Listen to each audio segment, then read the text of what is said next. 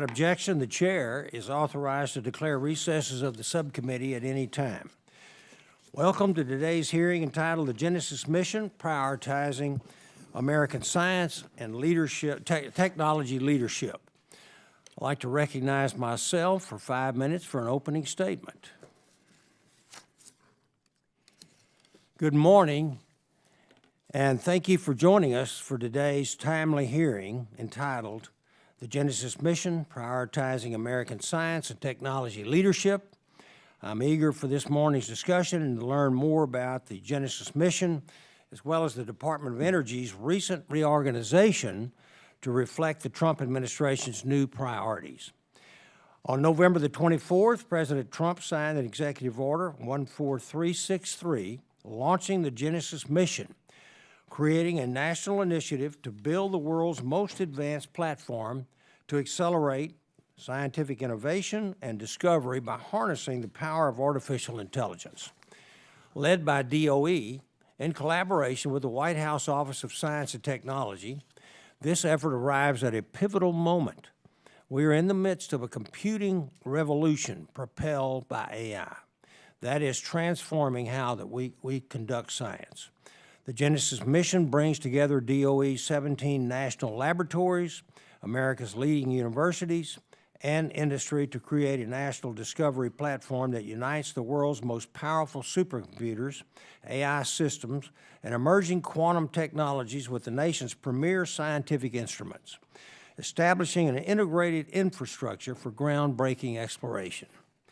By connecting these systems, the Genesis Mission will generate new data to train advanced AI models, empowering researchers to tackle the most complex scientific challenges. Its goal is to double the productivity and impact of U.S. research and development by pairing scientists with intelligence systems that can reason, simulate, and experiment at extraordinary speeds. Let me be clear. The Genesis Mission will not use AI to replace scientists, but to enhance scientists in their work. It leverages AI for discovery, not automation. It helps researchers explore and understand our universe with greater depth and efficiency than was ever previously possible.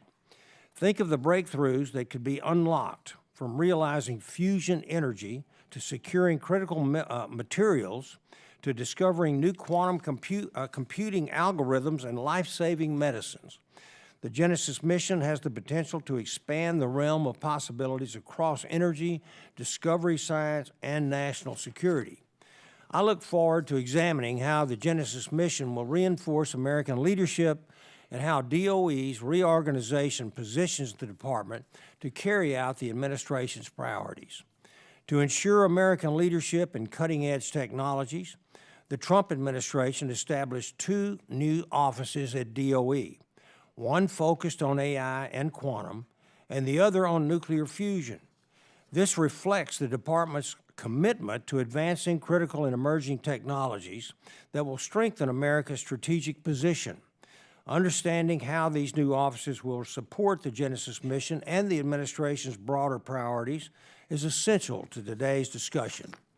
We cannot afford to cede scientific leadership in advanced technological sectors to our adversaries, especially the Chinese Communist Party, or CCP. This common sense reorganization, in concert with the Genesis Mission, recognizes that reality and underscores the strengths of our national labs, universities, and industry in driving exploration and discovery across basic sciences. These types of public-private partnerships are key to ensuring our scientific enterprise plays an integral role in safeguarding our energy, economic, and national security. This committee is committed to working with the department to bolster these partnerships and to promote the shared priorities of both the committee and the administration so that the United States remains at the forefront of innovation. I want to thank you once again, and Undersecretary Gill, thank you so much. We really appreciate you being here. And we're looking forward to your testimony today. And with that, I'll yield back the balance of my time. And now I'd like to recognize the ranking member, Ms. Lofgren. Thank you and good morning. Thank you, Chairman Babin. for holding this hearing today and to Undersecretary Gill for being here. You know, under normal circumstances, I would begin by talking about the exciting activities under your portfolio and how much I look forward to working with you on each of them. That would certainly include my long-standing support for dramatically accelerating the development and commercialization of fusion energy. However, I feel duty-bound to raise my strong objection to the notion of holding this hearing before we hear from Secretary Wright himself. As the Secretary should fully understand by now, this committee has sole jurisdiction in the House of Representatives over the authorization of all of the Department of Energy's non-military science and energy research, development, demonstration, and commercial application programs that he supposedly cares so deeply about. With no disrespect to our friends at the Energy and Commerce Committee, this committee actually far exceeds the annual DOE budgetary authority that they oversee. And yet the Secretary and his team have repeatedly found excuses to avoid testifying before us. Nearly every recent Energy Secretary has made themselves available to testify in front of this committee in the first session of Congress. However, Secretary Wright has decided to run out the clock while taking a series of highly consequential, I would say legally dubious and otherwise objectionable actions in his first 11 months in office that have raised profound concerns among many members on both sides of the aisle. There must be accountability for the slapdash, extremely politicized termination of billions of DOE awards that were previously provided across the country through extremely rigorous, independent, merit-based processes. The mass firings and coerced departures of dedicated experts throughout DOE, the illegal elimination of the Office of Clean Energy demonstrations, insanely inaccurate statements regarding the role that renewables play in ensuring the reliability of our electric grid, the widely debunked climate, quote, science, unquote, report that the Secretary commissioned. I could go on. I'm happy to hear from you, Dr. Gill, today, but Secretary Wright really has a responsibility to respond to our inquiries on each of these matters himself. I want to make clear, however, we may disagree from time to time on policy, Mr. Chairman. My demand and expectation that the Secretary appear before this committee on a regular basis is not partisan. It's an obligation of every Secretary, regardless of administration, and it has always been implied that refusal to engage in this norm could serve as grounds for the committee to issue a subpoena for testimony. Last Congress, when Chairman Lucas was having difficulty confirming a hearing date with Secretary Granholm's team, I called the Secretary directly and personally and made sure that she understood my expectations as well. And I would have supported measures to compel her testimony if it had come to that, but it didn't. The hearing was scheduled shortly thereafter. Unfortunately, this is part of a broad pattern of Congress not being able to fulfill our oversight responsibilities. At this point in time last Congress, the heads of the following agencies had already testified in the Science Committee: the Department of Commerce, the Department of Energy, the EPA, National Science Foundation, U.S. Fire Administration, NASA, NIST, NOAA. We also heard from inspector generals from many of these agencies. This Congress, we haven't heard from a single agency head or a single inspector general.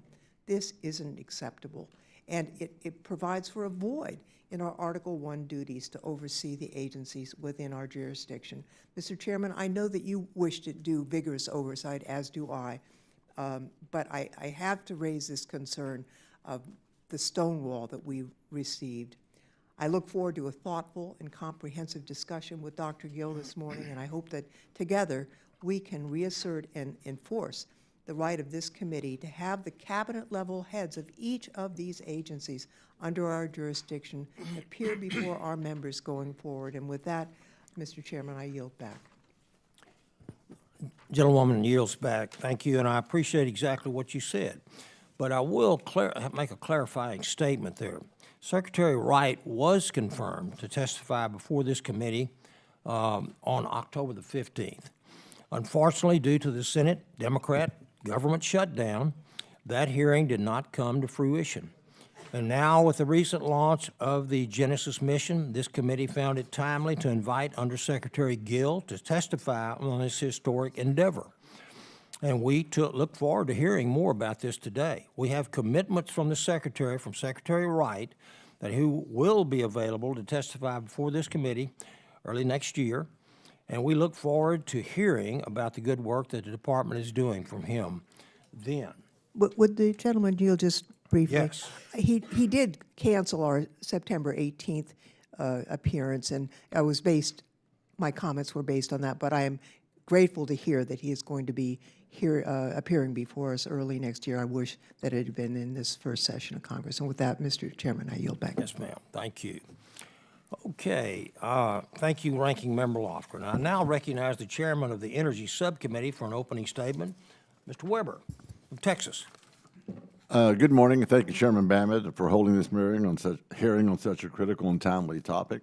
I, too, would also like to thank Undersecretary Secretary Gill for being here. And we actually have, Mr. Chairman, something happened that I haven't seen in 12 years that I've been on this committee.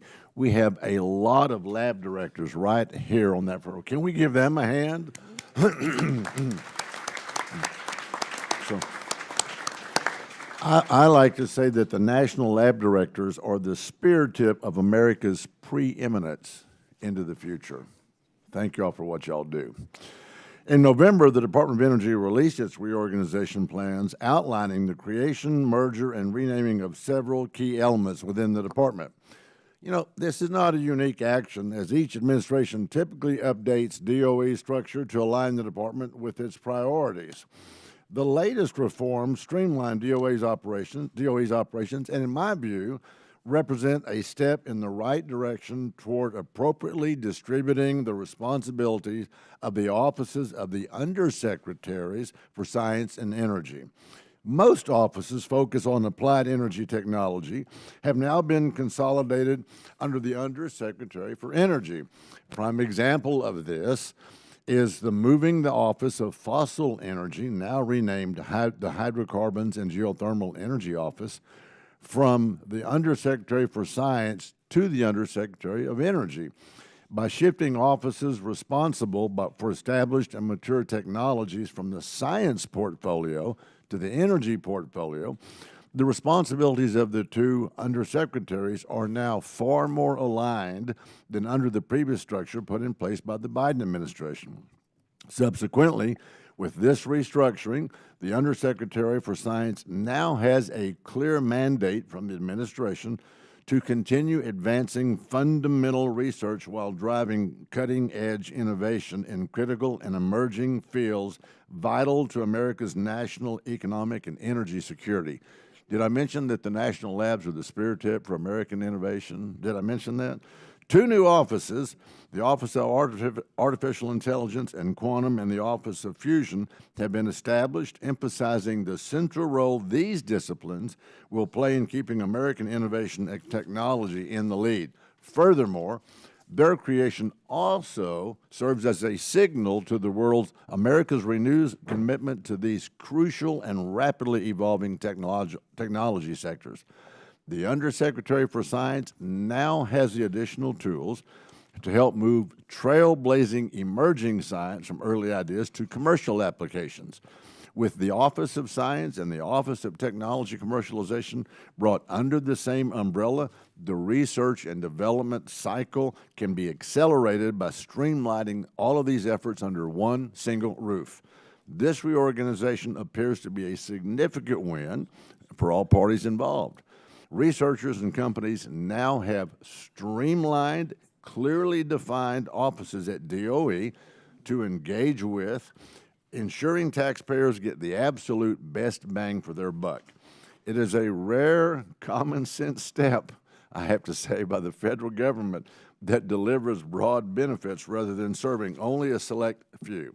And I would be remiss, Mr. Chairman, if I did not mention the Genesis mission announcement and your push to propel America's artificial intelligence R&D. I am looking forward to hearing how the mission will integrate with DOE's newly reorganized structure and, more importantly, how Congress can keep the momentum moving forward on artificial intelligence. You know, Our adversaries have prioritized the very technologies the Genesis mission seeks to advance, like fusion, artificial intelligence, and quantum sciences, and regardless of party, we all want America to win this race and remain at the forefront of these disciplines as they continue to grow and evolve. Thank you, Undersecretary Gill, for attending this hearing today, lab directors as well. I look forward to hearing your perspective, Secretary Gill, on how this reorganization has strengthened the Department of Efficiency and Impact, as well as how it enables DOE to execute the Genesis mission. Mr. Chairman, I yield back. Thank you, Mr. Weber. Appreciate it. Now I'd like to recognize the ranking member from the Energy Subcommittee for a statement. Thank you so much, Chairman Babin, for convening today's hearing on the Genesis mission. I also want to thank Dr. Gill for being here this morning as our witness. This initiative, led by the Department of Energy, is a strategic undertaking for the future of our nation's prosperity and security. The Genesis mission has the potential to double American research productivity within a decade by connecting national labs, universities, and industry to develop powerful AI platforms for science. The core objective of the mission is to train scientific foundation models, automate research workflows, and boost research and development productivity. In doing so, America will continue accomplishing breakthroughs in advanced nuclear energy, fusion power, and grid modernization. It also solidifies our quantum ecosystem and fosters discoveries in material science, biotechnology, and physics. The initiative relies heavily on collaboration with academia and the private sector. In a budget-constrained environment, I'm glad to see the Department of Energy prioritizing research infrastructure investments with universities. Universities serve a crucial link in the public-private ecosystem, working alongside national laboratories and private sector innovators. North Carolina State University, in my district, already plays a vital role in this project. NC State is the national leader in advanced materials, energy systems, AI and data science, high-performing computing, and advanced manufacturing, all core pillars of the Genesis mission. In the past 3 years, NC State has been awarded over $40 million in funding for research in AI and machine learning. Of all the universities in North Carolina, and we have many excellent ones, Congresswoman Fushi, NC State does the most research with the Department of Energy. However, it is very important to acknowledge the severity of the Trump administration's federal funding cuts to the Department of Energy and the effects these cuts will have on the Genesis mission.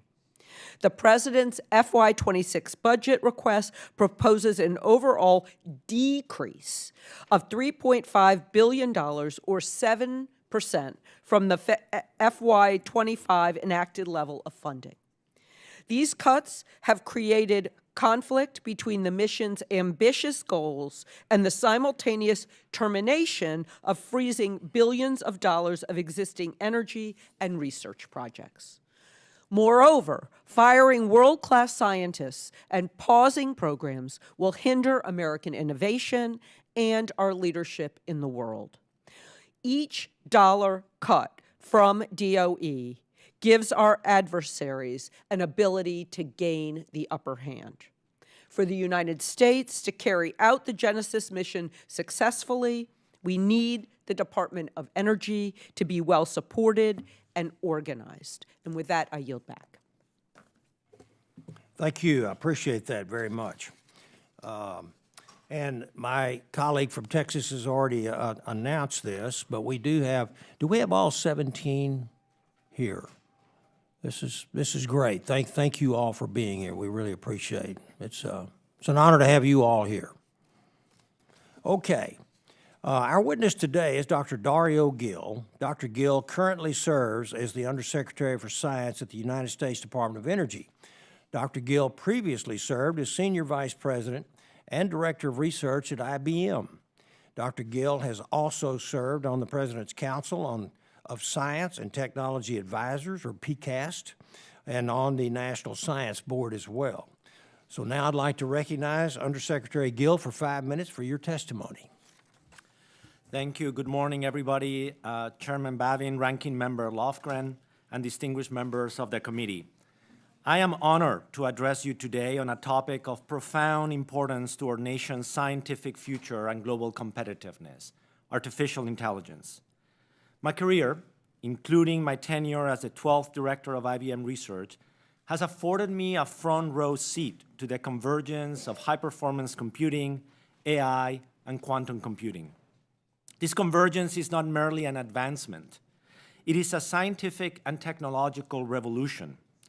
These technologies will fundamentally transform the practice of science and engineering. The Department of Energy, with its unique missions, unparalleled expertise, and world-class national laboratories, is uniquely positioned to lead this transformation. Thanks to sustained bipartisan support from this committee and Congress, DOE possesses the capabilities to advance the AI and quantum frontiers and apply the revolutionary potential across all our missions, strengthening the country's prosperity and national security. This aligns with the President's vision for American energy dominance and winning the AI race. The President's recent executive order launching the Genesis mission underscores the foundational work DOE has already accomplished in AI and tasks us with leading an ambitious national effort. This mission will mobilize our 17 national laboratories, industry, and academia to build an integrated discovery platform, the Genesis Science and Security Platform. This platform will unite the world's fastest supercomputers, AI systems, next-generation quantum computers, and exquisite scientific instruments, creating the most complex and powerful scientific instrument ever built. This unparalleled platform will tackle high-impact grand challenges across DOE's broad mission. In energy, we will accelerate advanced nuclear and fusion technologies and modernize power grid using AI for reliable, affordable, and secure energy. In scientific discovery, we will utilize physics-aware AI to accelerate breakthroughs in materials, chemistry, and our understanding of the universe, ensuring America's leadership in fundamental science. And in national security, we will strengthen supply chains, secure critical materials, and accelerate the development of defense-ready materials and advanced manufacturing. This mission, which we envision as our generation's Manhattan or Apollo-scale project, will multiply the return on taxpayer investment and solidify America's global technological and strategic leadership. DOE's approach rests on several critical pillars. We recognize that AI and quantum are not just tools, but foundational elements of new supercomputing platforms.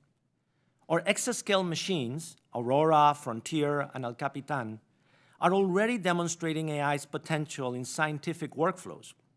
New machines like Dudna, Mission, and Vision will further accelerate AI training and high-performance computing for scientific and national security applications.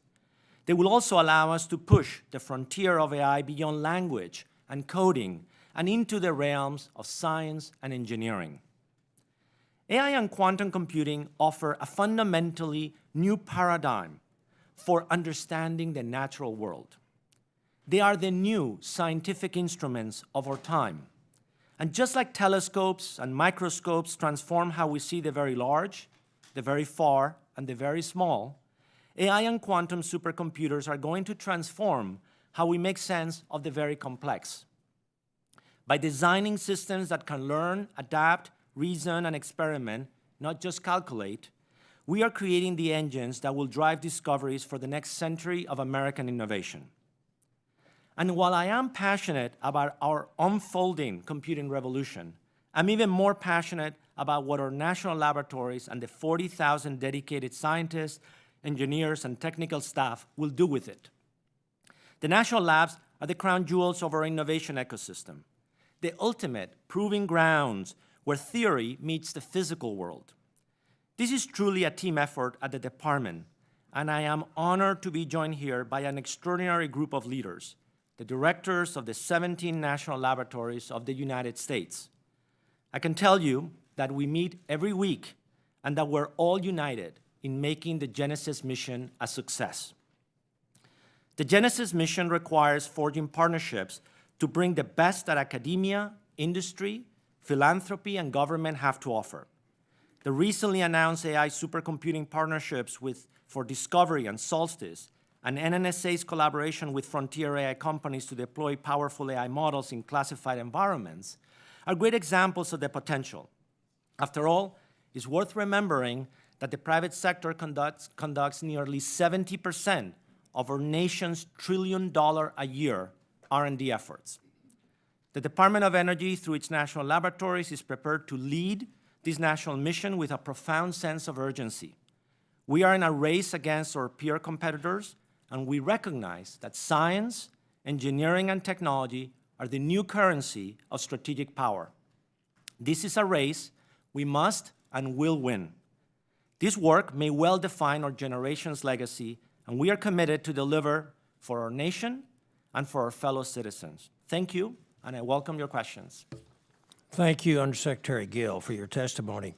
And now we will move on to questions, and the chair will recognize himself for 5 minutes. And so, Dr. Gill, thank you for your testimony. You mentioned the funding that you received in the Working Class Bonus Tax Relief Act. This summer is helping to kickstart Genesis. Can you go into a little more detail on what parts of the platform you're creating for these initial funds? Yes, first of all, the department is enormously appreciative of the support that Congress has put to advance the Genesis mission. So at the core, we're doing two things. We're building a platform, and we are constructing a portfolio of scientific and engineering challenges for energy, national security, and discovery science.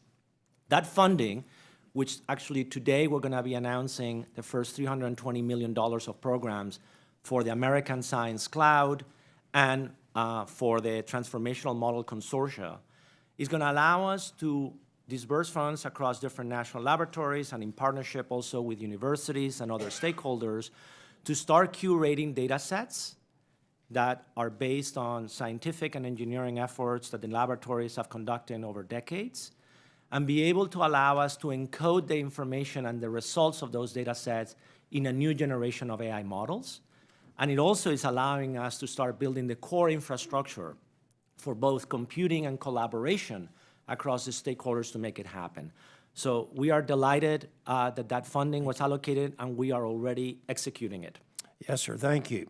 You also mentioned the importance that quantum is going to play in making these scientific leaps forward. How vital is it that Congress, and more specifically this very committee, SST, works to reauthorize the National Quantum Initiative Act? First thing I'll say is I devoted a good part of my life to quantum computing, so I love that field. I'll just say it up front.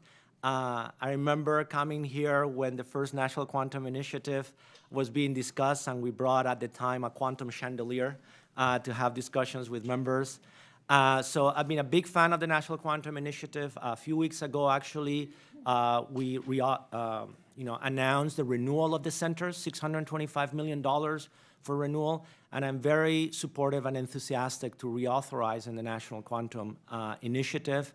I would say one thing is that while I am incredibly supportive of continue to advance quantum information science, we're in the fortunate position that now we can also build quantum computers and realize the dream of this field.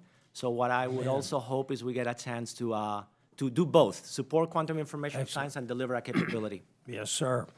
And I want to follow that up with how do you envision the department's existing efforts on quantum working with Genesis Mission's proposed actions? Yeah, great question. So the platform at its heart has to bring three things together: supercomputing, which the department is justly well-renowned for, AI supercomputers, and quantum supercomputers. This latter category obviously is less mature than the other ones, but We view the Genesis mission as an opportunity to deliver quantum supercomputers and to connect them with AI and high-performance computing. Excellent. And I still have a little time, so Mr. Undersecretary, Americans were crushed by the inflation, which was really basically caused by massive spending during the Biden administration on green technology subsidies and special interest mandates that raised electricity bills and prices at the pump. How did the Working Class Bonus Tax Relief Act elimination of that burden drive down costs to the consumer? How did that operate? So look, the more we offer common sense approaches of how we produce energy and the regulatory burden that we impose in our private sector and the broader ecosystem, and simplify that so we allow both consumer choice and then also, like I said, common sense approaches on how we build products and the energy that is going to power them, the better results we're going to deliver for the American citizens, including lowering costs. So that's the priority of the department, is just to implement those approaches. Affordability is a very, very big issue. It certainly is. Okay, well, I will yield the balance of my time and recognize Ranking Member of the full committee for her questions. Well, thank you very much, Mr. Chairman, and Dr. Gill, thank you for being here. I remember very well the hearing where you were an expert witness and on the quantum computing issue, and certainly I can't think of too many other times when a subject matter expert witness ended up being an undersecretary in charge of those subjects. So I think we're lucky, America's lucky, that you've agreed to take this position, and I look forward to working with you. You are very well schooled in quantum and in AI. I want to talk about the fusion program. You recently spoke at the launch event for a report from the Special Competitive Studies Project on accelerating the commercialization of fusion. As you know, that report included a detailed analysis that found that China has invested at least $6.5 billion in fusion development since 2023, about 3 times the total funds that DOE's Fusion Energy Science Program has spent over the same time period. And the authors noted that largely because of the lack of transparency in China, that's a conservative estimate. It could be as much as $10 to $13 billion. Our scientists did a fusion roadmap. China funded it, we didn't. In response to these findings, the SCSP has recommended that the United States make a one-time $10 billion investment in fusion research and commercial demonstration efforts to ensure that the U.S. wins the commercial fusion race, and that mirrors the recommendation from the Fusion Industry Association. Now, we are all concerned about our budget deficit, but I would note during the shutdown, the Trump administration found a way to provide $20 billion to Argentina, and we've just heard the announcement of $12 billion to soybean farmers. So to put this request in perspective, the $10 billion on fusion will probably pay bigger dividends for our country than those 2 expenditures. Without commenting on the Argentina and soybean expenditures, do you agree with the recommendation, the $10 billion shot in the arm to catch up to China? So, Ranking Member, it's great to be here and to see you again. I also remember fondly our discussions when I was in the National Science Board, so thank you for your support in those efforts. So first of all, let me just say that fusion is an absolute top priority for Secretary Wright and for myself. I've been consistent that in addition to stewarding and providing good leadership on the broad mandate on the Office of Science that we do, priorities are AI, quantum, and fusion. And within that, we released a roadmap about a month ago or so that lays out the infrastructure investments that we need to make as a department to complement the $9 billion of venture capital that has been invested into fusion energy. I think that that's a very exciting development. That's your $1 billion a year proposal? Yeah, that is correct. So that effort is, and we're doing, I was actually the last couple of days with the leader of the fusion industry, and what we're doing, just so you know, the plan that we have ahead is we laid out the roadmap of the department. We're in the process right now of working collaboratively with all the stakeholders, meaning private sector and academia, to lay out an integrated roadmap of all the things we need to do as a country to deliver fusion power plants in the early 2030s. Can I ask about the, I've heard that there are proposals to reallocate funds from the bipartisan infrastructure law towards fusion. And I don't think that's going to work. Those funds have been appropriated. You can't impound the funds. If you try and do it, there'll be lawsuits and you're going to lose the lawsuit. And so I'm looking for, I mean, we've got, and I'm glad you're working with private sector. I'm not critical of that. But we're looking for an infusion of federal research funds so that we can win this fight. And the recommendation being made by the scientists, really, of the $10 billion infusion is, and it's agreed to by private sector as well as the scientists, could make the difference. We are at a critical point in fusion, and we've seen a huge amount of funds from the private sector, venture capital and the like, and that is wonderful. But there are some things that they can't do. There's some research that we need to do that will benefit the entire industry, and that is what this shot in the arm is intended to do. So I see, actually, my time has expired, but I'm looking forward to working with you, Dr. Gill, because I think when you look at the entire budget, and I don't know why Argentina needs $20 million, but certainly the fusion industry does. So with that, I yield back, Mr. Chairman. Now I'd like to recognize the gentleman from Tennessee, Mr. Fleischman. Thank you, Mr. Chairman. Appreciate your holding this hearing. Undersecretary Gill, thank you for your wonderful visit this morning. I think that was probably one of the best presentations, very concise, articulate. And to our national lab directors, our national labs are our national treasures. In my role as Chairman of Energy and Water, Chair for Appropriations, it's a privilege to fund you all every year, and thank you. I'm especially pleased that we can have 17, all of our national labs, participate in this endeavor. I think that's truly outstanding. Mr. Secretary, this is really an incredible opportunity, and you can hear sometimes some of the political bantering back and forth, but the reality is that this great administration and you all are committed to doing something that we rarely get an opportunity to do. That's to take supercomputing, which I've championed for years at Oak Ridge National Lab and around the country, AI computing and quantum computing, and bringing them together.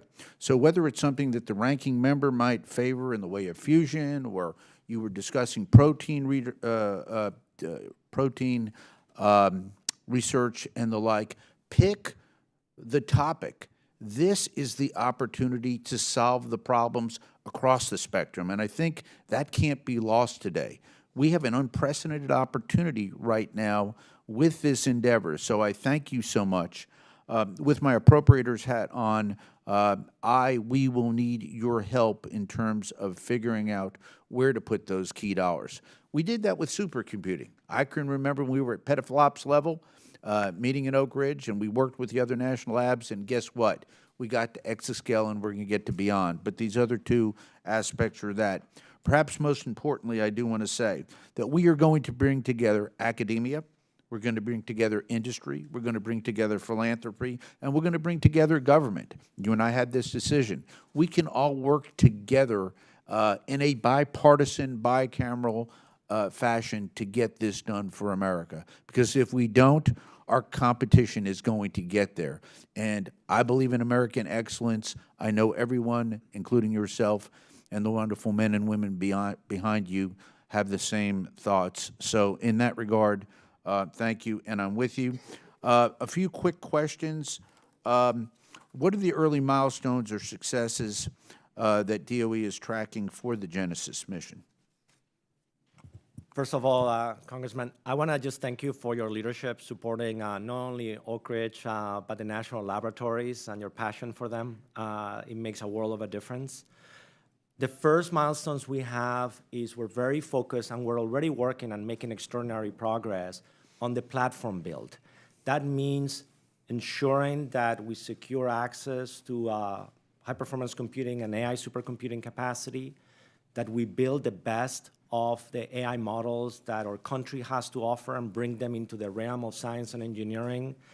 We are already, in very short, 4 weeks, 6 weeks that we've been working on this in earnest. There's a dedicated team. By the way, we operate with scientists and engineers across the different laboratories, working together, building every day together these platforms. So that is the first thing. It's a demonstration of workflow. And just to give you an example, we have workflows already that allows a scientist to trigger a question. The workflow automatically provisions time on a supercomputer, waits for the results, analyzes the results. Once it does that, triggers an experiment. The experiment gets conducted, it gets analyzed, and the feedback continues. This aspect of these workflows enabled by AI literally was like science fiction. I've been a computer scientist a long time in my life, and it was just impossible that we could do this. So that's first step, platform build that allows us an environment to collaborate. Well, thank you. In my waning seconds, I do want to invite everyone at 4 o'clock today, my distinguished colleague from Illinois, Mr. Foster, and I, we are the co-chairs. I'm the Republican, he's the Democrat of the of the National Labs Caucus. We will be with all of our National Labs Director, and Mr. Chairman, this too will be the topic du jour. So thank you for the hearing. Thank you for participation. Again, an unprecedented opportunity for us in government to work with academia, philanthropy, and of course, industry, critically important to get it done for America. Thank you, and I yield back. Thank you.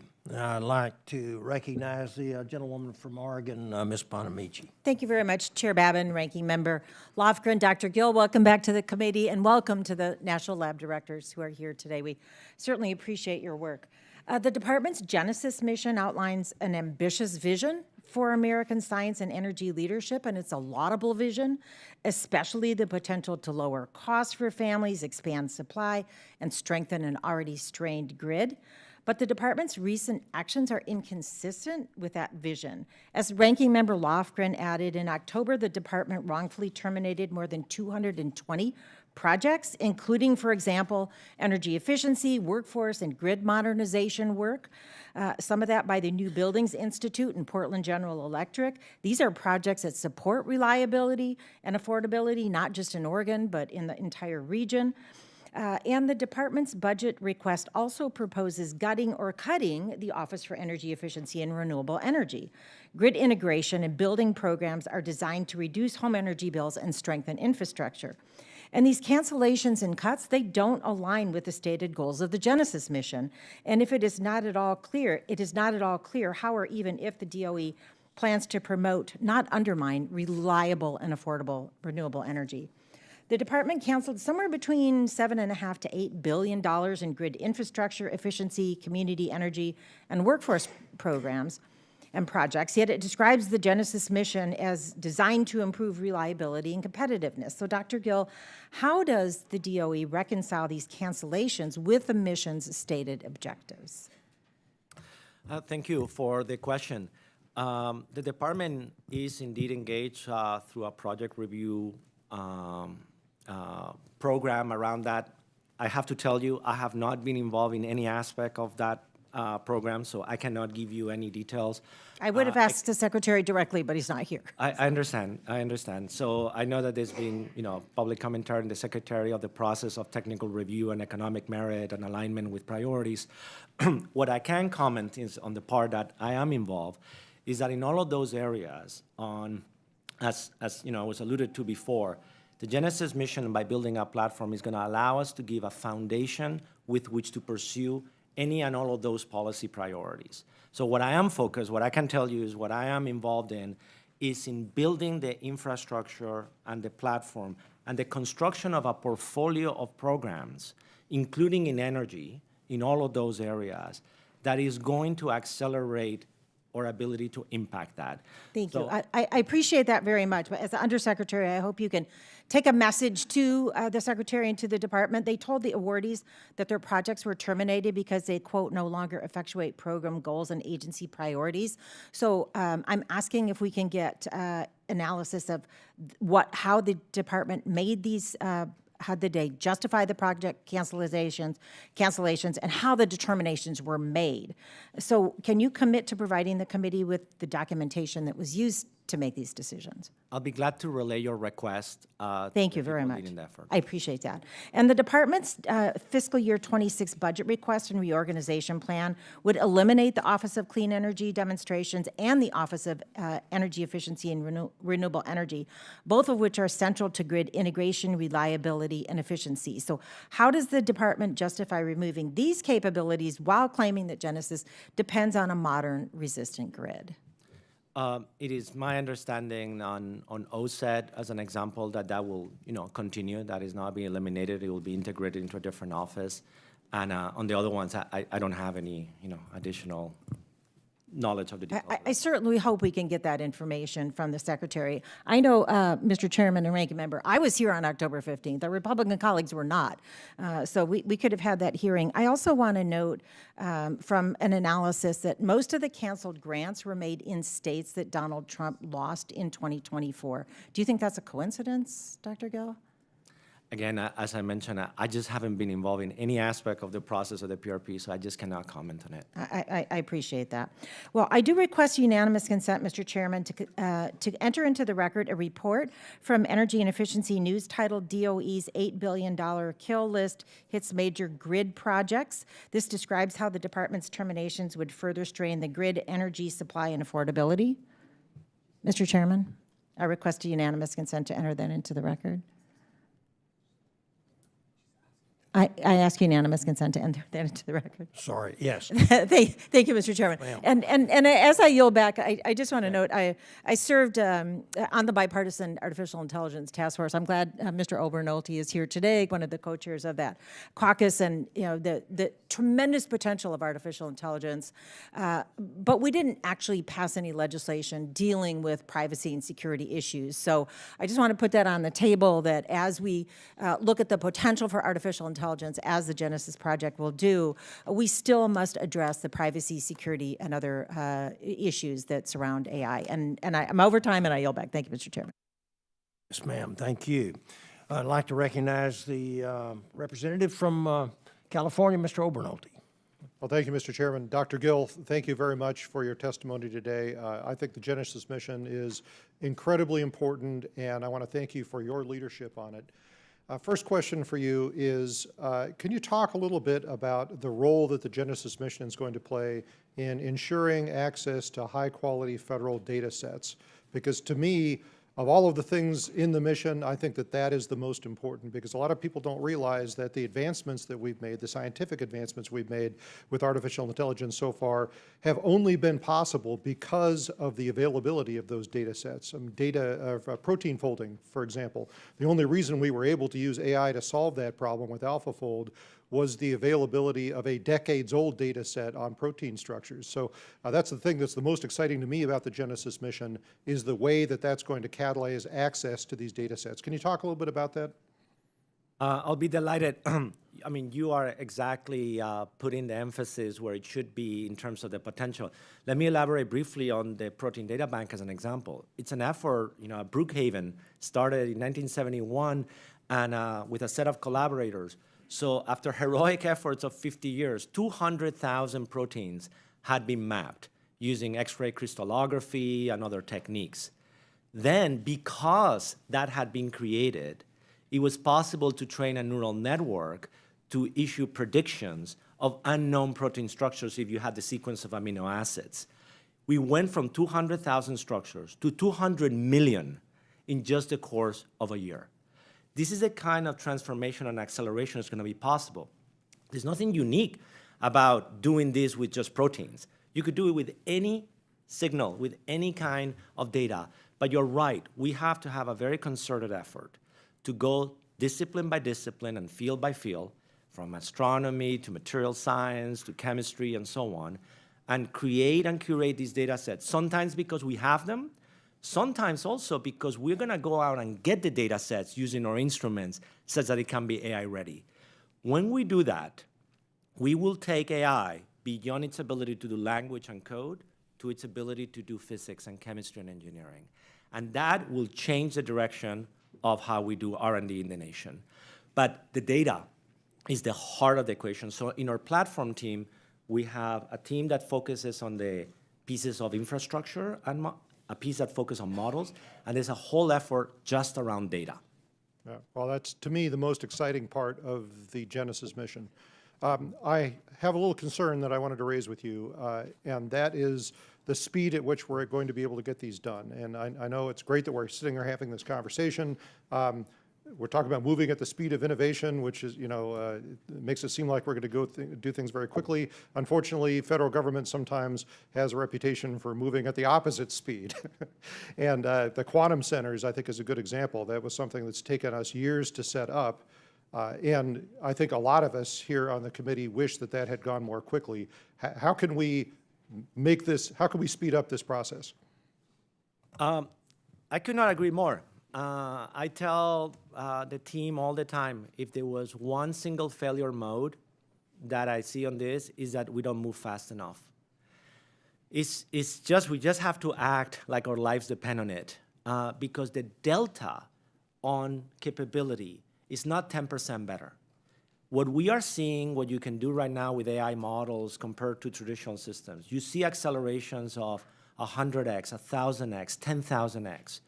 When that happens, if we do not provide our national laboratories with the infrastructure necessary to do their work, and if we do not change the methodology with which we conduct science and engineering, and an adversary does it faster than us, they won't be 10% better.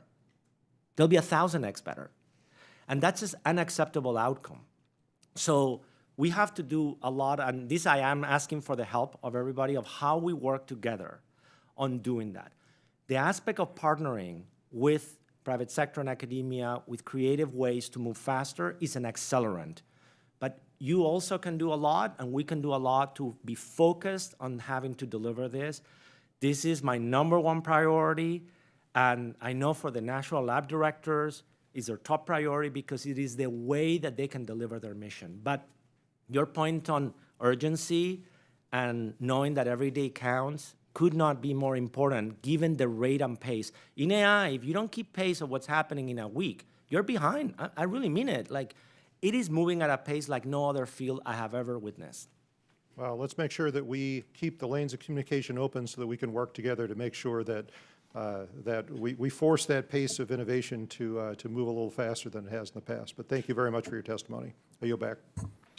Thank you. And now the representative from from North Carolina, Ms. Ross. Thank you, Mr. Chairman. Dr. Gill, just to pick up on something that you referenced, our academic institutions, you know that they partner with the Department of Energy through competitive grants and contracts for research, training, student and sharing resources. They focus on energy, science, and security with funding, supporting projects from basic science to applied technology, utilizing the DOE labs for hands-on experience and developing the future energy workforce. However, in this administration, support for basic research and for our academic institutions has been, let's say, less than stellar. And our academic institutions do not always know that we have a reliable partner in the federal government. And so what role do you believe our nation's research universities have in your initiative? And how can you assure them that when they work with you, they won't have their grants canceled, their professors censored, all the things that we're seeing in this country today?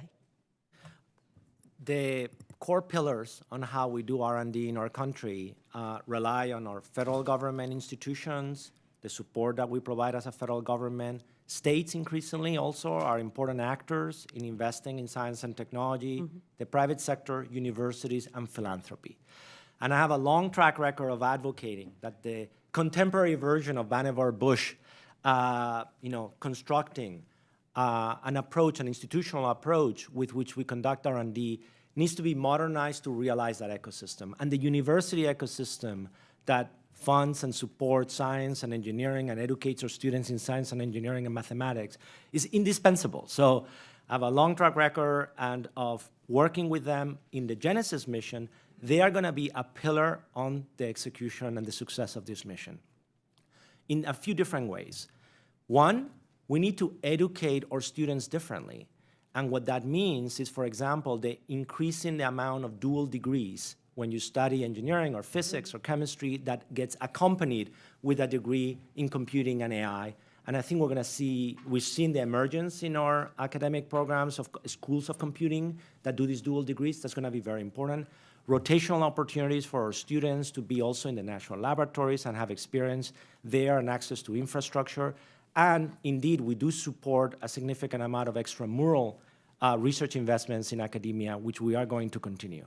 So what I want to assure you is academia is going to be an integral part, and I'm very passionate about it, to make the Genesis mission a success. And in conjunction with that and finding the best and the brightest from all over the world to work on this incredible mission, we've seen a severe reduction in foreign students coming to the United States, being dissuaded from coming to the United States, particularly in the sciences. And I have seen this at NC State University. We've seen this all over the country. Could you speak a little bit about how important it is that we attract the best and the brightest students from all over the world to work on the Genesis mission? Look, I'm an immigrant. Like, my own story is the story of, coming to America and falling in love with America and the opportunities and staying here and contributing to the success of the nation. So I'm very passionate about it. I will say, before I answer a question, one thing.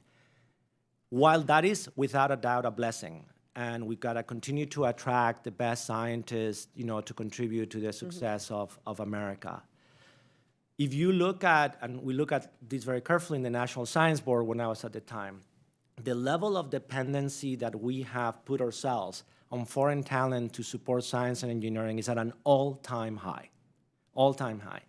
And one of the obligations we also have is we owe it also to ourselves to invest in Americans participating in science and engineering around that. Yeah, without question, including at our HBCUs, our land-grant universities, and several of them are also suffering under the new regime. So we need to invest in our own talent and allow them to participate in the future. And again, we were talking before about potential failure modes around that, and urgency was one. One of the areas where we have a lot of work to do as a country, particularly, is in K through 12 STEM education and mathematics. That's not a pretty story. We're not making progress on that front, and that is a thing with that eventually all of us are going to have to figure out how do we reverse that trend. Thank you very much, and I yield back. Gentlewoman yields back. Now recognize the gentleman from Texas, Mr. Self. Thank you, Mr. Chairman. Dr. Gill, you have laid out in great detail how important this is, how fast moving it is, the importance we will see in the future. We know the Chinese playbook. They steal, they scale, they corner the market, and then they strangle. So can you lay out where those choke points might be so that we keep our research secure? Where might they corner the market? Where might they strangle, like they have in critical minerals and other areas? Can you just talk about the security? This is so important. Please talk about the security for us. Yes, thank you. So first, let me address in the aspect of cornering the market. Because what we are involved right now involves a methodological change, a different way of doing things. Mm-hmm. If they secure an advantage of doing that ahead of us, we are going to pay a very dear price on that. So that goes back to the urgency, but let me address the question of how we're going to secure what we're building around that. So that is built by design. One of the things I've been very impressed at the department is how we run a managed security environment. And what that means is we have a fantastic intelligence team and counterintelligence team. Security is built into everything that we do, all our programs. And the Genesis mission, everything from the leadership to how we appoint people, to how we're going to secure with our S&T risk matrix that we implement to secure all critical technologies, from day one is being built. In terms of I have top leaders in my leadership team for the Genesis mission that are devoted exclusively to this mission, to the security piece of it, and that involves cyber, physical, vetting, all aspects of it. We will do a part of it that is an open science endeavor. Some of it, of the efforts we have, are proprietary, and obviously, as you well know in the department, we also do significant amount of classified work. But in all aspects, including the open collaborative piece, security is a center point of it because we know what's at stake. And we know that there will be adversaries that are looking to steal technology from us, and we're going to do everything possible, and we're very focused on that to prevent that from happening. Good to hear, because researchers tend to want to be collaborative across international lines. Are there export controls that Congress needs to add to your portfolio? And specifically NVIDIA chips or chips along those lines. So look, I think that I'm not going to get outside of my territory on the balancing on what that looks like. But I do think that there is an appropriate discussion happening between where the line is drawn. And this is an exercise of drawing lines and learning from experience. And the balance of that line drawing, which I will defer to others, is the balance of market access, and without adoption of the technology, you really don't have much. Even if you have great technology, if it's not adopted worldwide, it really is a problem. But also not give unfair advantages to people who wish us ill. So I don't envy the people that have to draw the lines. I'm not in the situation around that, but it is that careful consideration of market access and adoption and capability, and who should have access to that. Okay, very good. And my last question is the cost sharing with our private partners. Sometimes this can be basically U.S. government totally funded. We need the innovation. We need the partners in the private sector. How is that cost sharing going to be distributed? Because we are in a asset restrained environment. Yeah, well, I think it's a necessity. I go back to the number, right? So we want to transform R&D in the country and science and engineering in the country. That's a $1 trillion a year endeavor. What that means is a lot of people with capability and investment capacity. So the first step is to, send a beacon, a signal to this ecosystem to say, partner with us, help us be successful in a shared mission. Mm-hmm. The good news is there's a lot of enthusiasm for that. That, for example, could take the form of some of the partnership goals that have been announced of building computing capacity in one of our national labs, where the private sector is investing in building that capacity, and then that resource gets shared to advance both the mission of the labs and the mission of the partner. So we're going to have to figure ways for how dollars are invested in a manner that advances the mission and delivers outcomes for the American public. But we need to tap onto that investment capacity of the whole country. Thank you, Dr. Gill. Very good. Chairman, I yield back. Back. Recognize Representative Salinas from Oregon. Thank you, Mr. Chairman, and thank you, Dr. Gill, for being here today. You're the principal advisor on science and technology for the Department of Energy, and you are supposed to advocate for science within the department. And I'd like to understand your views on climate change. And if you could just stick to really yes or no answers. I have a series of questions and very little time.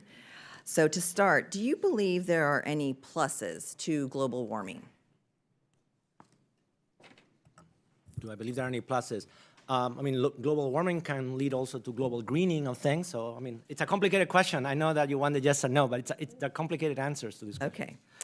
Do you believe that concerns about climate change only exist because the news media talks about it? I believe that climate change is a real phenomena that is very important to study, understand, and act on. So. Okay. Do you believe that the link between climate change and extreme weather is just nonsense? I think that's a complicated question. Do you believe that climate change is not a crisis for humanity? I think it's a very important problem. How we rank and what we do and in what order we do things is obviously a debatable topic, right, of how we prioritize actions we take. Do you believe that climate change is a sinister tool to grow government power and shrink human freedom? Those are not my words. Okay. Well, thank you. And you are correct. These are not your words. Every single one of these questions is based on a direct quote from Energy Secretary Chris Wright.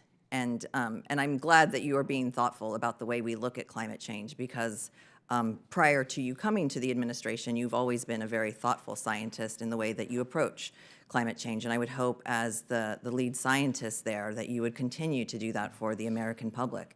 And this is a global problem, and it is something that we need to take very seriously. And if we want to continue to be leading in this area, as I continue to say, as we continue to hold these hearings, this is a huge problem, not just for the United States, but for our workforce, for the industries that we lead on, for attracting talent around the world. And so I appreciate that you would hopefully continue to be the leading scientist in this area and be thoughtful around this. Yes, your public comments left no doubt that before you came to the administration, you considered climate change to be real and a major challenge for humanity. So I, again, hope that you would consider this to be a real challenge for the United States and for our place in the world. Your Genesis mission website includes a focus on, quote, an intelligent, resilient grid. 2 months ago, DOE canceled tens of millions of dollars to help Oregon utilities deploy smart grid technologies that will help our grid operate more efficiently and keep prices down for consumers. I hope you've told your colleagues in the administration how incredibly self-defeating it is to undermine deployment of the very technologies you're working to develop. Since your confirmation, how have you approached coordination on these issues? So we've been very focused on the coordination of launching the Genesis missions, which I'll tell you is not an easy task. Yeah. So the good news is that thanks to the leadership of Secretary Wright, we have been working on being united across the entire department on launching this, because I remember I'm emphasizing that this also involves a change of methodology of how we problem solve. So that requires a lot of dialogue on all stakeholders about how we're going to work and operate as one single integrated team. That's number one. I think second, it's been a wonderful partnership also with the director of OSTP, Michael Kratsios, and so on, because the opportunity on the Genesis mission is not just for the Department of Energy. It is also across a wide variety of federal agencies around that. So we've invested an enormous amount of time of building a shared understanding of the moment, of what we're building, and how it will matter and apply to all the respective missions and offices in the department and beyond. So we spent a lot of time in that coordination, and I think, as you can see, also reflected by the great leaders that are behind me, honestly, I feel very proud of their leadership and what is happening in that we are united. It doesn't happen all the time that everybody is united on building a thing together, and it can have an impact across the entire country. So there's a lot of optimism in that, but we do spend a lot of time in talking to each other and informing and aligning programmatic investments. Thank you again for being here. I yield back. Thank you. And I'd like to recognize Representative Biggs from South Carolina. Thank you, Dr. Babin, and thank you so much for holding this hearing today. And I appreciate you, Dr. Gill, for coming as our witness today. And it is pretty exciting to have all these directors sitting behind you, so thank you for your efforts in being present.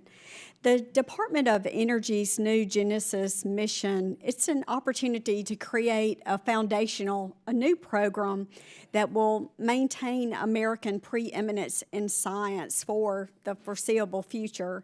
The announcement of the mission makes it clear that the 17 national laboratories provide essential contributions to this effort. As you know, the Savannah River National Laboratory operates in my state of South Carolina and has been working in the environmental management mission area for decades.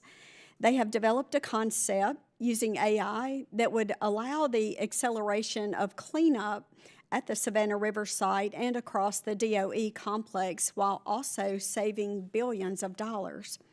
So, Dr. Gill, how can subsurface characterization data at federal sites, such as that of the Savannah River site and Hanford, be utilized as a national asset to accelerate environmental cleanup, improve domestic energy production, and enhance the critical minerals and materials extraction?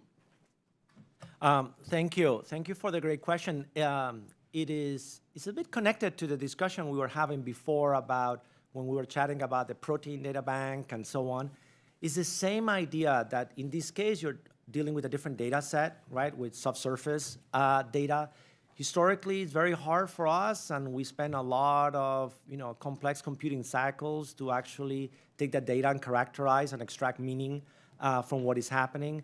And because of what's happening with AI, we now have the opportunity to leverage those past investments, to leverage data sets that were painstakingly collected over many years and decades, and now utilize AI to be able to do calculations and do analysis around that in ways that was just not feasible for us to do before.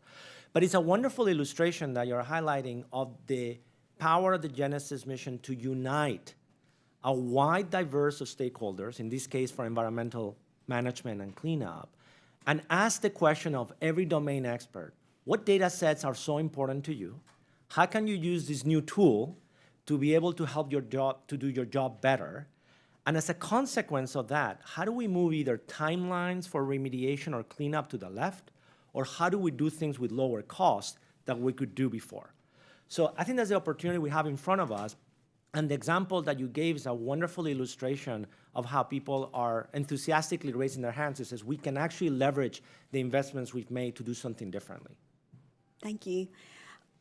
So the Genesis mission, it requires ambitious build-outs in the AI, energy, and emerging technology sectors to secure American scientific dominance, which we've touched on earlier. So technologies such as fusion, fission, quantum computing, biotech, and advanced materials will both support and benefit from this effort, but both the mission and the supporting technologies need secure American supply chains. In your opinion, how can the United States ensure that all levels of the supply chain, from critical minerals to advanced manufacturing, are insulated from foreign influence, create American jobs, and secure American scientific dominance for the century? Yeah, that's a wonderful question, and it's been a painful lesson, right, that we have learned as a country of building dependencies on critical technologies that in some way came to the surface, in part in COVID and other matters, and all of a sudden that was a central topic. So as we think about the industries of the future, like take fusion as an example, I think we have to be aware of that whole chain from the very beginning. Meaning we have an objective, we want to build fusion power plants, but there's going to be thousands and tens of thousands of components, right, on that supply chain. And part of the exercise of creating technology roadmaps is to render explicit the dependencies on that supply chain and to ask ourselves the question, how much of that we can do in America? How much of that we can do through friendshoring? And then what are the elements that it may take us longer to find alternatives, or where we have dependencies that are going to be very hard to break? But we have to do that from the very beginning of the industry creation, not after the fact, like it happened with semiconductors, right? Sure. Thank you so much, and my time has expired, so I yield back. Thank you. And now, Representative Fushi from North Carolina. Thank you. Thank you, Chairman Babin, and thank you, Dr. Gill, for being with us here today. My home state of North Carolina leads in advanced manufacturing and is home to two Manufacturing USA institutes, one in my own district. As you know, DOE is one of the key federal partners in the Manufacturing USA network, which supports public-private partnerships focused on domestic manufacturing innovation. The department supports institutes that address energy industry challenges and helps manufacturers address critical topics like cybersecurity. It has come to my attention that the department has not provided its share of funding across any of the 7 advanced manufacturing institutes for the fiscal year 2025. While these institutes receive matching funds from industry, the lack of federal commitment has essentially halted all activities. So, Dr. Gill, given the Trump administration has been vocal about supporting domestic manufacturing, why has the department failed on this commitment to this critical program? And can you give this committee an update on the status of this program? Unfortunately, I don't have the details on that, but I will be happy to take your question and get back to you on where that is at. If I may, I would like to make a comment on the relationship between what we're going to do in Genesis and the manufacturing closed loop. Okay. Because one of the things that we're very excited to today, if you look at AI, the way we interact with AI is mostly through a dialogue, right? Through a language interaction. One of the things we're passionate about is moving AI into doing science and engineering. And one of the things that many teams in the labs are, really beyond excited is allowing AI to be able to direct like 3D printing and advanced manufacturing techniques to have closed loop systems of improvement.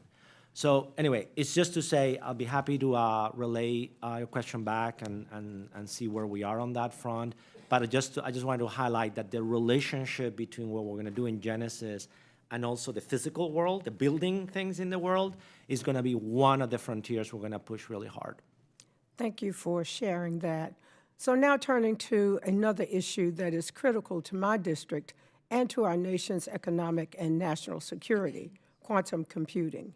It is paramount that we prepare the next generation for this breakthrough technology, which is why I am proud to be introducing the Quantum Leaders Education and Advancement Program Act, or the QLEAP Act, very soon. This legislation reauthorizes and strengthens NSF's Quantum Education Pilot Program to expand access to quantum learning opportunities for students and teachers across the country. By integrating quantum science into STEM education at an early age, we can build a robust, quantum-ready workforce that you alluded to earlier that will sustain America's leadership in science, technology, and innovation for decades to come. The DOE has been instrumental in building out the national quantum research infrastructure through the National Quantum Initiative.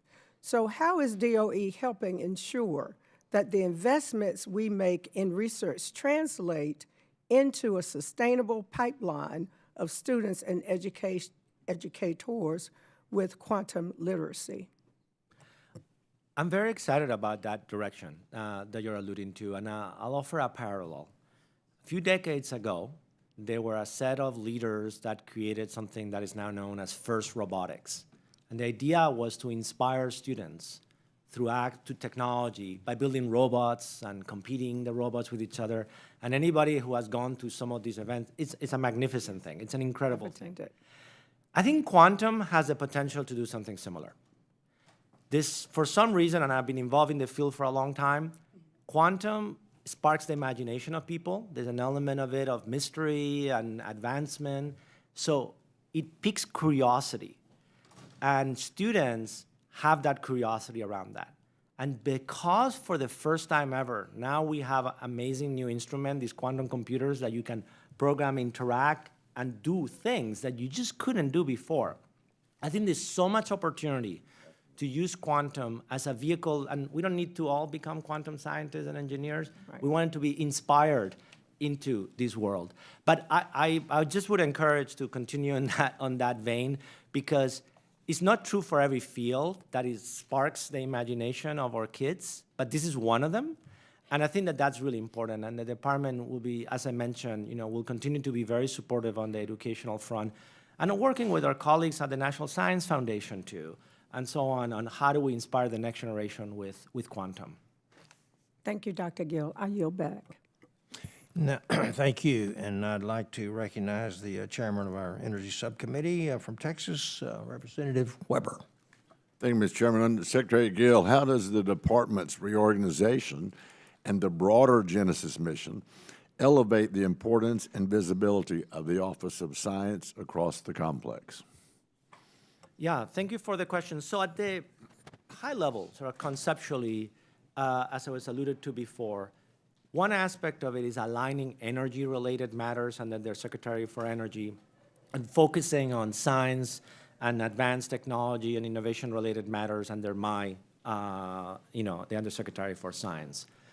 The Office of Science itself continues to be, right, a jewel around that. And what I mean by that, and I really mean it, it is the largest supporter of physical sciences research in the nation. And the foundational questions that get asked in each one of those offices is what inspires us to move the field forward and to allow us, in the context of Genesis, to create a new platform to help those scientists and those programs achieve their missions. One of the things we've done with the realignment is the new Office of AI and Quantum and the Office of Fusion. And I just wanted to touch a little bit the intent of what we have behind them. So take, for example, the quantum piece, and I'll talk about fusion too briefly. We have supported quantum information science for many decades, and that will continue to happen in the Office of Science. But thanks to those investments, we're in a moment where we can create now technology. We can create quantum computers, quantum repeaters. And the intent of that office is to say, let's make those capabilities real. Let's make sure that we're able to build those instruments. In fusion, it's the same story. We support fusion energy science. It's going to continue under the Office of Science, on the basic science. But it's time to build fusion power plants. So the Office of Fusion has that North Star. Let's make sure America wins in building fusion power plants and that we win in that new industry. So they're complementary. And sometimes people say, well, are you doing it in tension with the support of the basic science? We're not. We're saying because we've succeeded in investing on that, we have the opportunity now to create an industry. And that's what's the focus of those offices. Well, thank you for that, but I'm going to get you to, can you go into some detail on how the reorganization is going to increase base load power while it drives down costs? Well, that's a little bit of a tricky one, isn't it? For consumers, and meets the needs of both industry and taxpayers. Can you elaborate on that, Doctor? I will say a few things, but I will let my fellow undersecretary in the area of energy to follow up on that. But let me just say that one of the things that Secretary Wright has been so passionate about is that we need a world with more energy, not less, and that and that may sound like a simple statement, but it wasn't always the case where there was that clarity that we needed to actually do that, and that we're focused on investments that provide affordable and reliable and secure energy sources around that. And so the core focus on the energy dominance agenda is based on removing obstacles and encouraging our private sector partners, and when we have new innovations and new capabilities, bring them to bear, which the department has a long history of doing that, so making sure we do a better job commercialization. But to be able to do that, because I think by any reasonable estimates, probably we're going to need to add like about 100 gigawatts or more of power in our country in the next 5 years to support reindustrialization efforts as well as artificial intelligence efforts. So we have a lot of work ahead of us. Okay, you said that one of y'all's chores was to remove obstacles. You're not talking about Congress, are you? No, no. I mean, I'm just Congress is our partner. I'm just asking. So I want to go forward. How do you envision the private-public partnerships between the national labs and industry expanding? You alluded to that. Yes. As their capabilities continue to increase and as the Genesis mission evolves, how do you envision that happening? I think that, I think there's two sort of programmatic ways which you can think about the private sector as an example. One is in traditional efforts as a performer, right? You have a program, they perform, and you do that. That's one thing, and we do a good job with that, and we continue to do that. But the other one is when a partner, and a partner is different than a performer in that context. A partner is about who has capability, who can help us enable the success of the Genesis mission, because maybe you have infrastructure or models or data sets or expertise around that. And we need to be able to be ambidextrous. We need to be able to do both. And so we're putting a lot of energy on the partnership models. And I think this is an area where I encourage ways and creativity from all of you to help us do that better. But it is indispensable, because if we don't do it in a spirit of partnership, we're not able to tap enough investment from our partners to help us succeed. And frankly, we cannot move fast enough. But right before I yield back, Mr. Chairman, did I mention that the national labs are the spearhead of this event? I yield back. Thank you. Now recognize Representative Sykes from Ohio.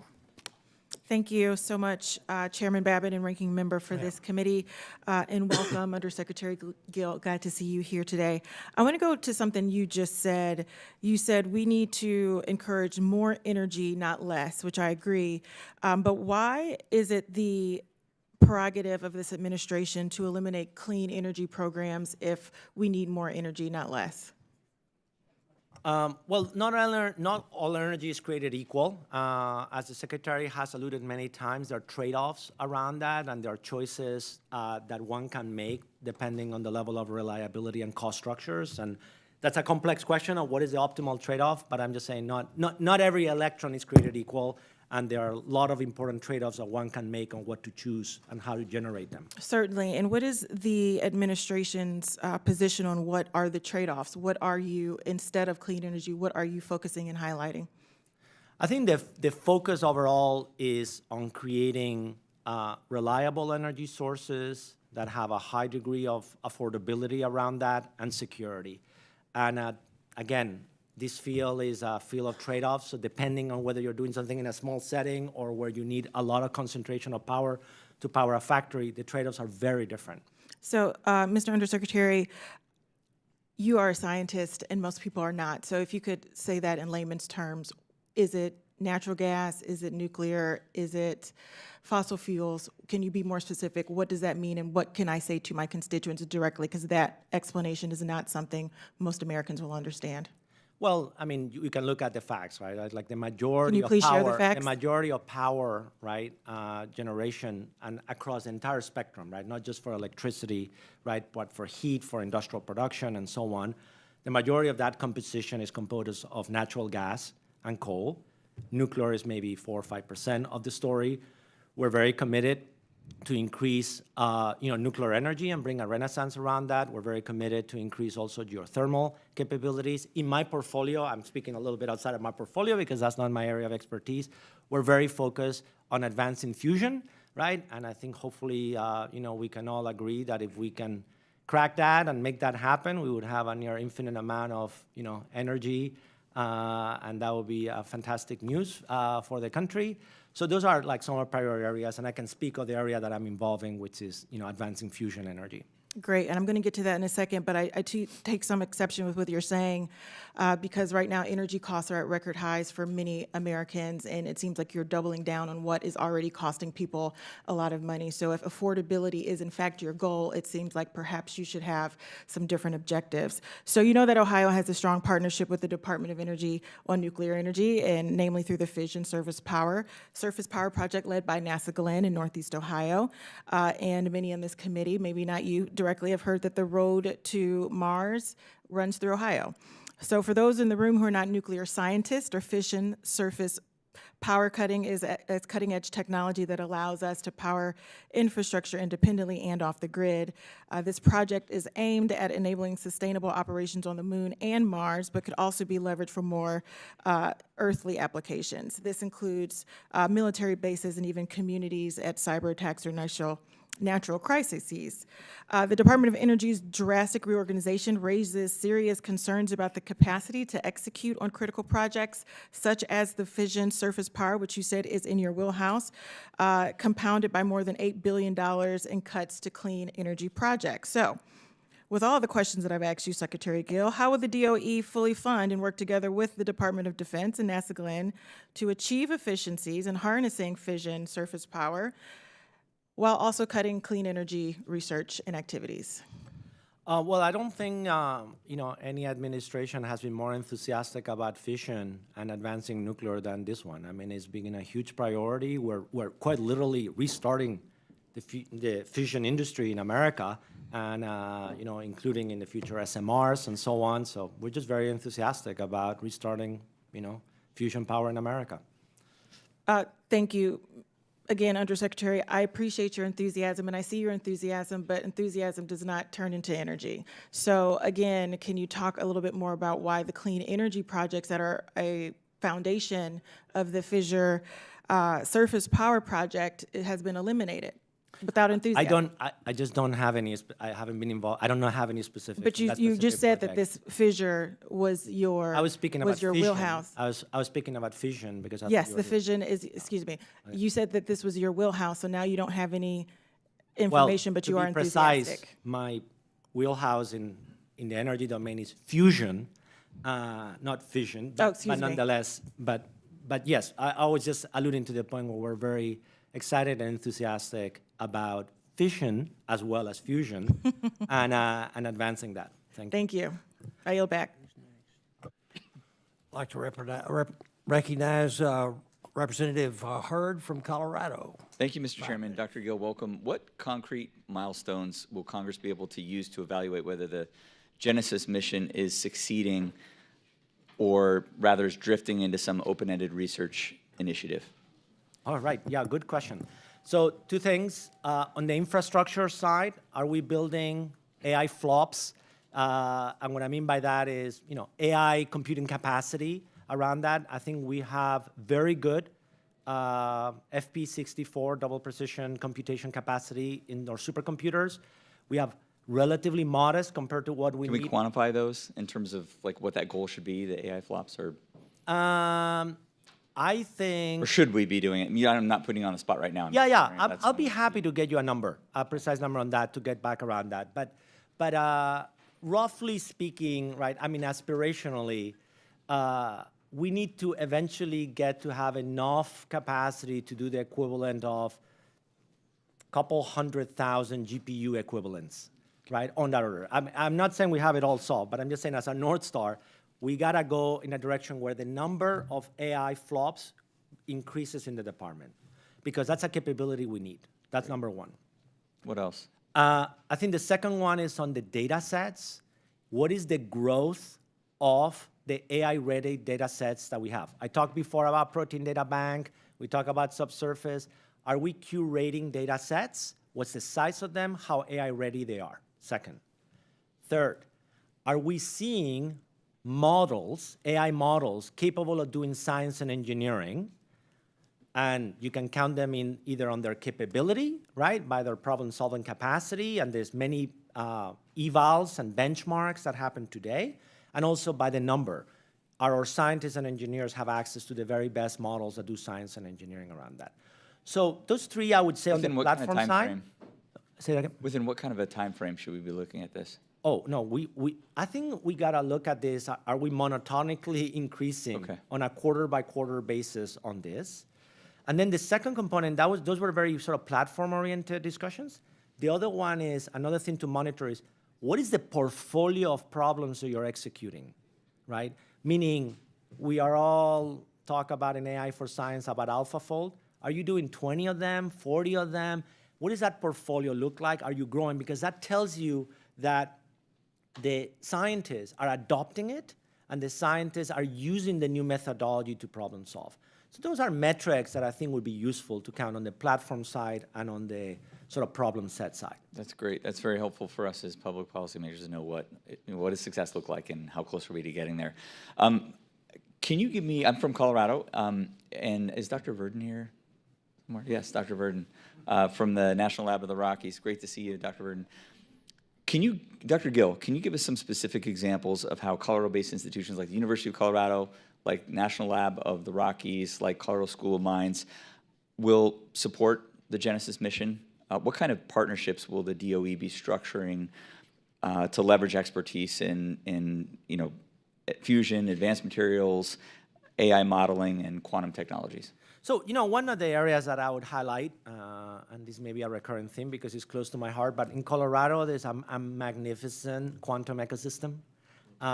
They are great. I mean, both at the university and recent startups that have spawned out there are fantastic.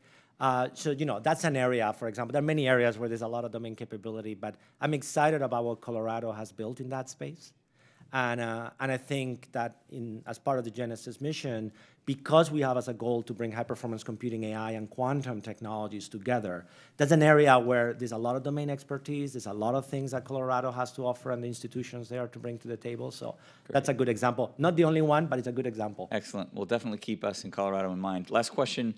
What guardrails exist to ensure that AI-accelerated designs of materials and chemistry or advanced manufacturing doesn't inadvertently lower barriers for adversaries once the results become publishable or export controlled? I think for us is managing our science and technology risk matrix very carefully. So we go technology by technology, and we make a very intentional determination of what's open, what's proprietary, what's totally closed. And I think that's a good management system that is in place. It's been in place since 2019. I think it's very robustly followed, and we're going to implement that strategy for the Genesis mission. And so it's not a binary of open and closed. I never liked that. Is what's open and what's closed. And to have the criteria of where are you putting each bucket. And are you being intentional, and are all the scientists and engineers and the management system clear about what needs to be in each bucket. And that's how we're gonna do it. We benefit a lot from the open collaboration, but we know that there are certain materials types or certain problems that cannot be open and must not be open, and we will behave accordingly. Great, thank you, Mr. Gill. Mr. Chairman, I yield back.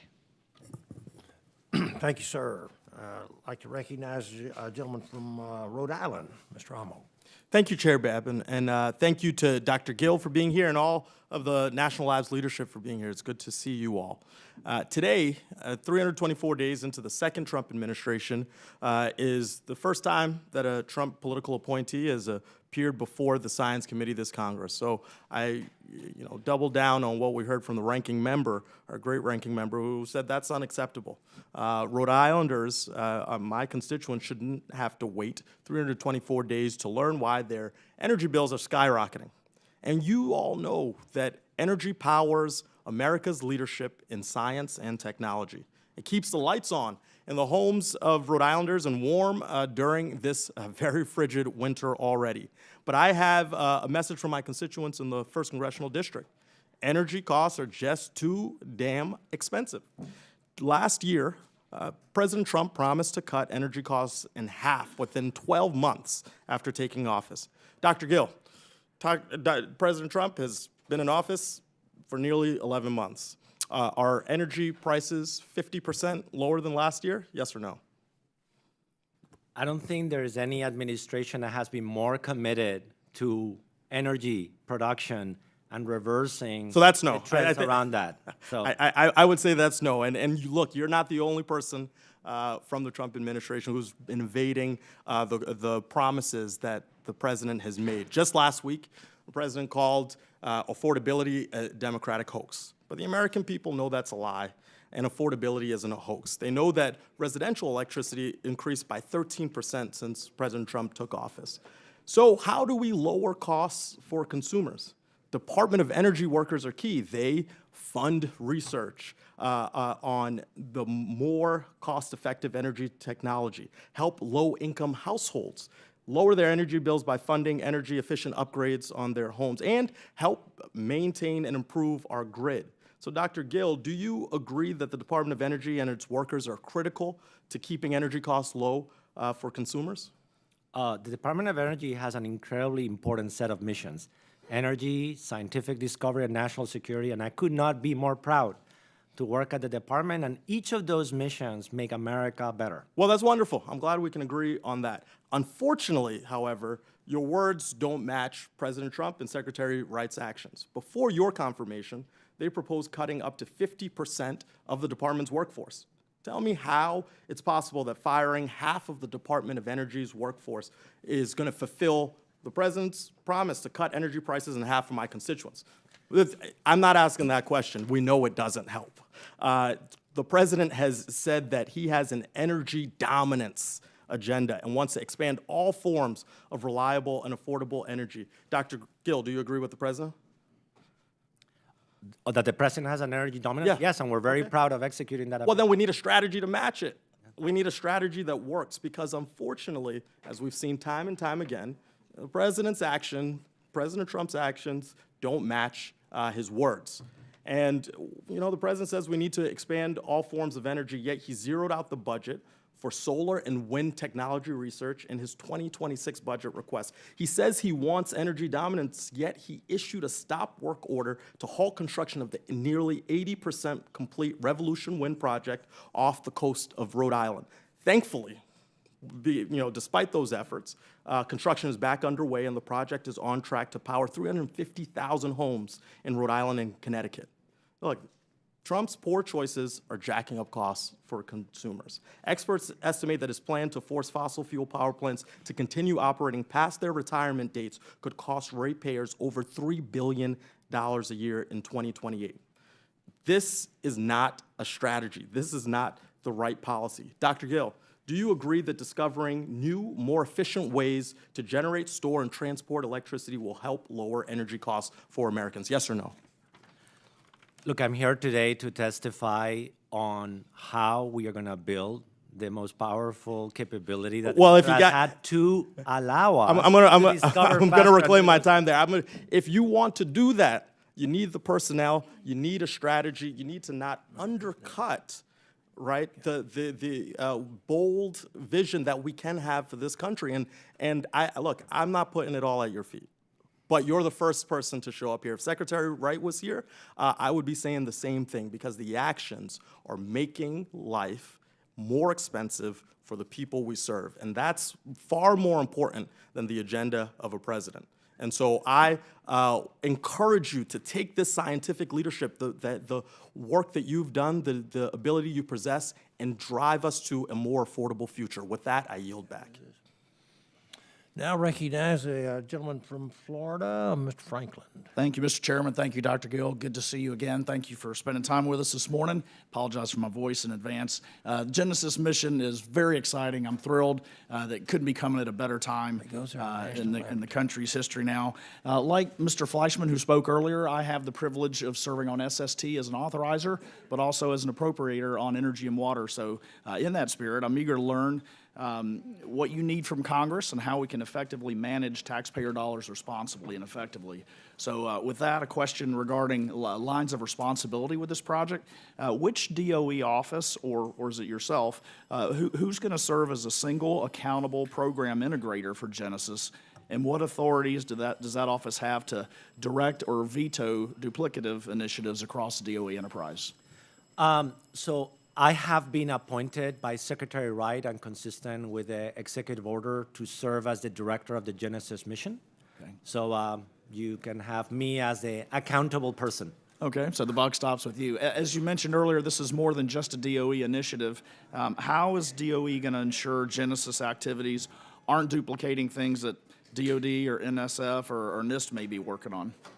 Yeah, I think that's a very important question. So first of all, is by ensuring transparency and clarity as to what we're building, that we're building this platform and we're building this portfolio of problems. And then through OSTP with Director Kratsios, we have a wonderful working relationship. We've known each other a long time. And it's the opportunity to then coordinate across the different agencies that want to participate to avoid precisely the duplication. I'll also say one thing. Since the launch of it, every federal agency that is related to this matter has reached out to me and to us to say, let's avoid duplication, let's leverage what you're building. And the reason that there's a lot of credibility is because of the national laboratories. Because we have such great expertise, domain expertise, I think a lot of other agencies are saying, let's leverage that build. We will apply it to our environment, so we may have to instantiate a version of the platform in our environment. The problems we solve with it may be slightly different, but let's not try to build the platform 3 times or 4 times across the government. So we're united on that effort. Oh, very good. Thank you. and I'm very excited about what we're doing in the realm of fusion. I do have a fission question for you regarding the nuclear deployment timelines. What specific barriers, whether they be regulatory, workforce, supply chain, are preventing DOE from accelerating SMR and advanced reactor deployment under Genesis, and what resources or actions would measurably move those timelines forward? Well, as you correctly pointed out, is on all of the above in that case. But I would highlight maybe for a follow-up, there's a very exciting effort as part of the grand challenges in our Idaho National Laboratory on an end-to-end story of what would it take to radically shrink the timelines from design to full build of a nuclear plant leveraging AI.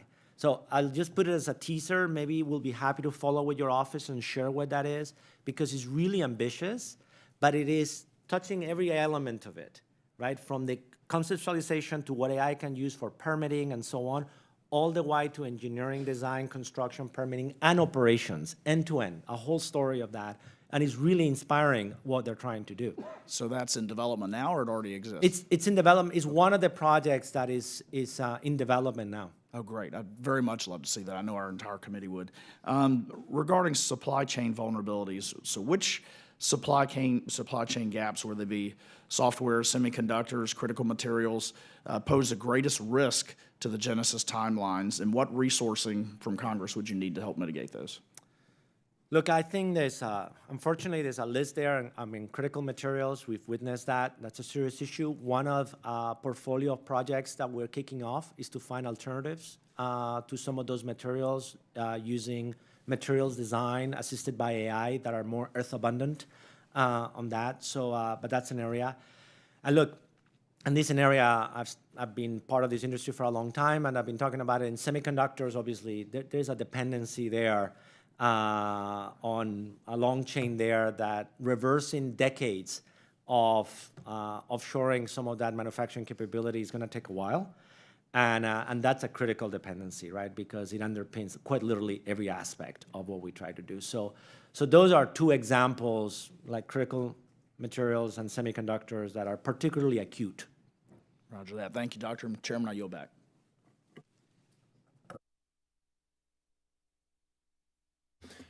Now I'll recognize Representative Rivas from California.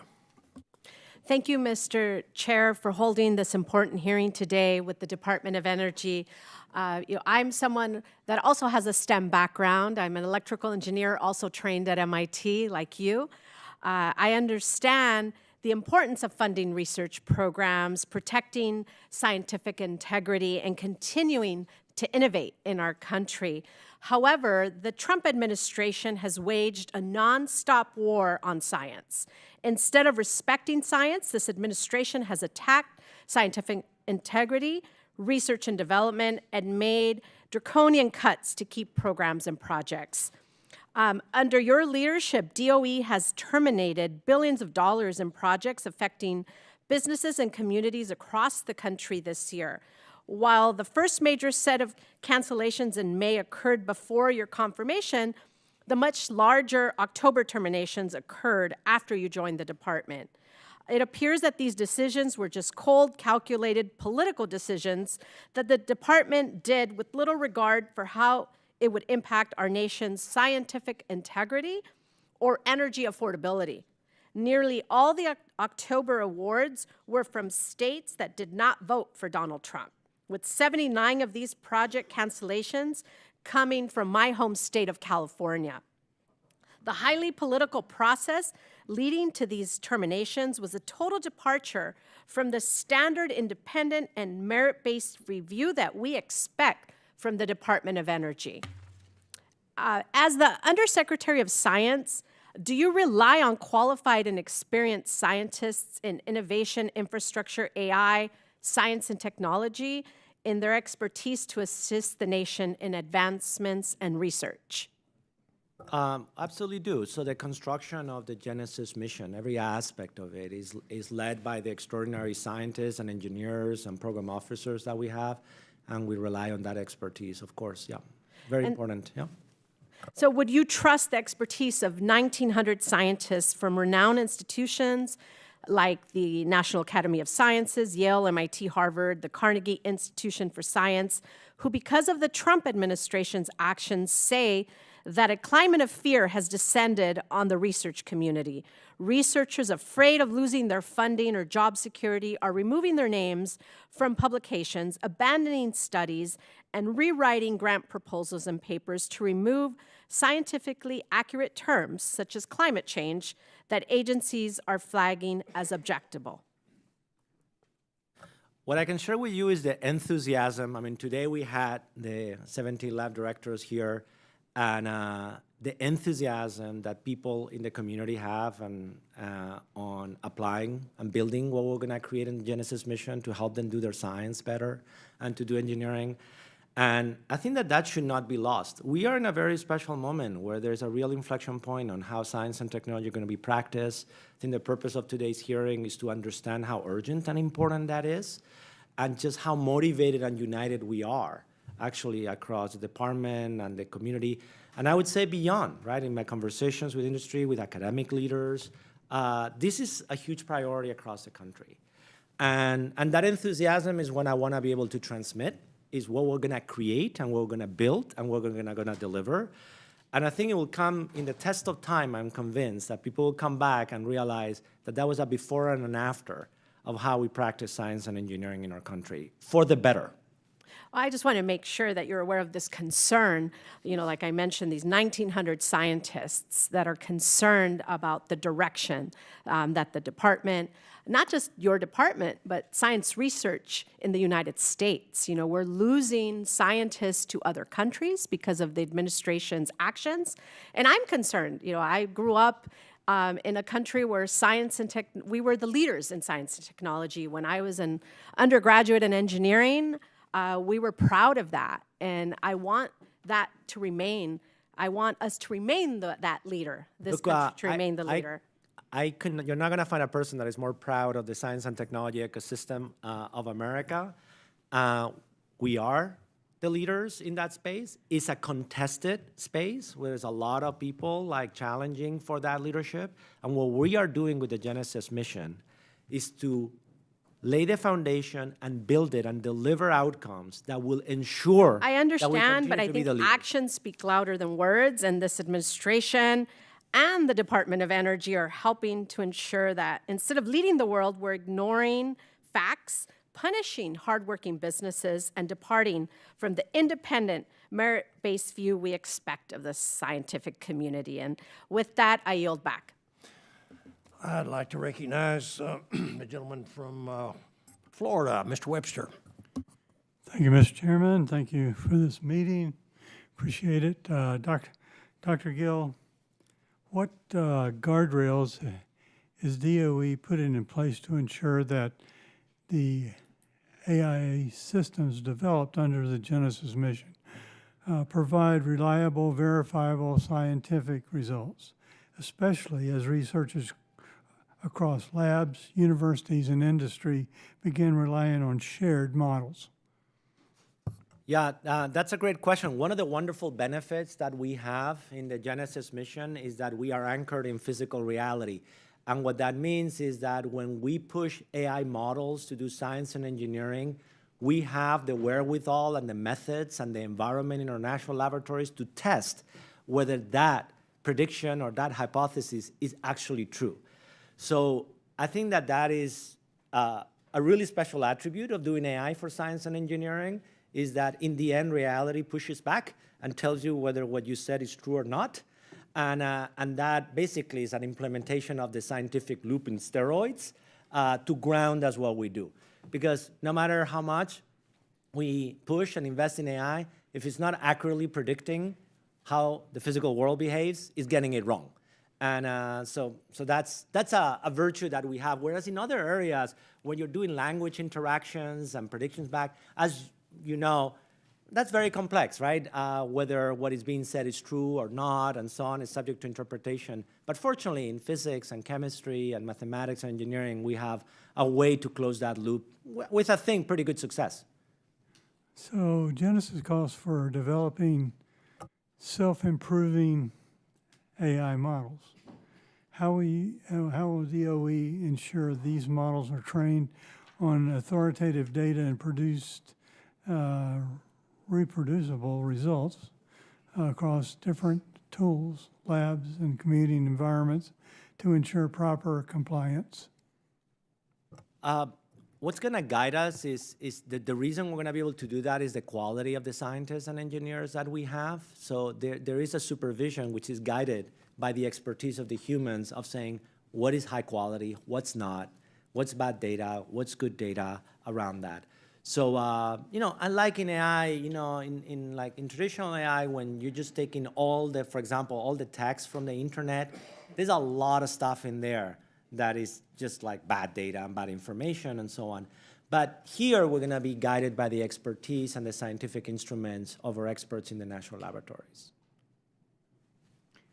So, Dr. Gill, one of the 2025 U.S.-China Economic and Security Review Commission reports recommends recommendations directs the Department of War to enhance its capacity to conduct space wargaming and develop realistic modeling and simulation of potential threats from China. So would the mission, the Genesis mission, be able to help the Department of War with critical modeling and simulation work needed that the report deems necessary for space control? And if so, then how can that happen? Yeah, so the short answer is yes, and we would do that in a collaborative fashion with the Department of War. And recall that in Genesis, there is a platform, and then there is a problem sets, like a portfolio of problem sets. The one you illustrated as an example of simulations and wargaming is an example of a problem set that would benefit from the platform, from the infrastructure and the capability around that. And the way we would pursue that is in a collaborative endeavor with other peer agencies. And we are already beginning those conversations with a wide variety of them. So. Great. Well, just one thing, then wargaming is sort of a more than just a three-dimensional effort, right? I mean. Yes, you are correct, yes. Okay, all right, I'm through. Yield back.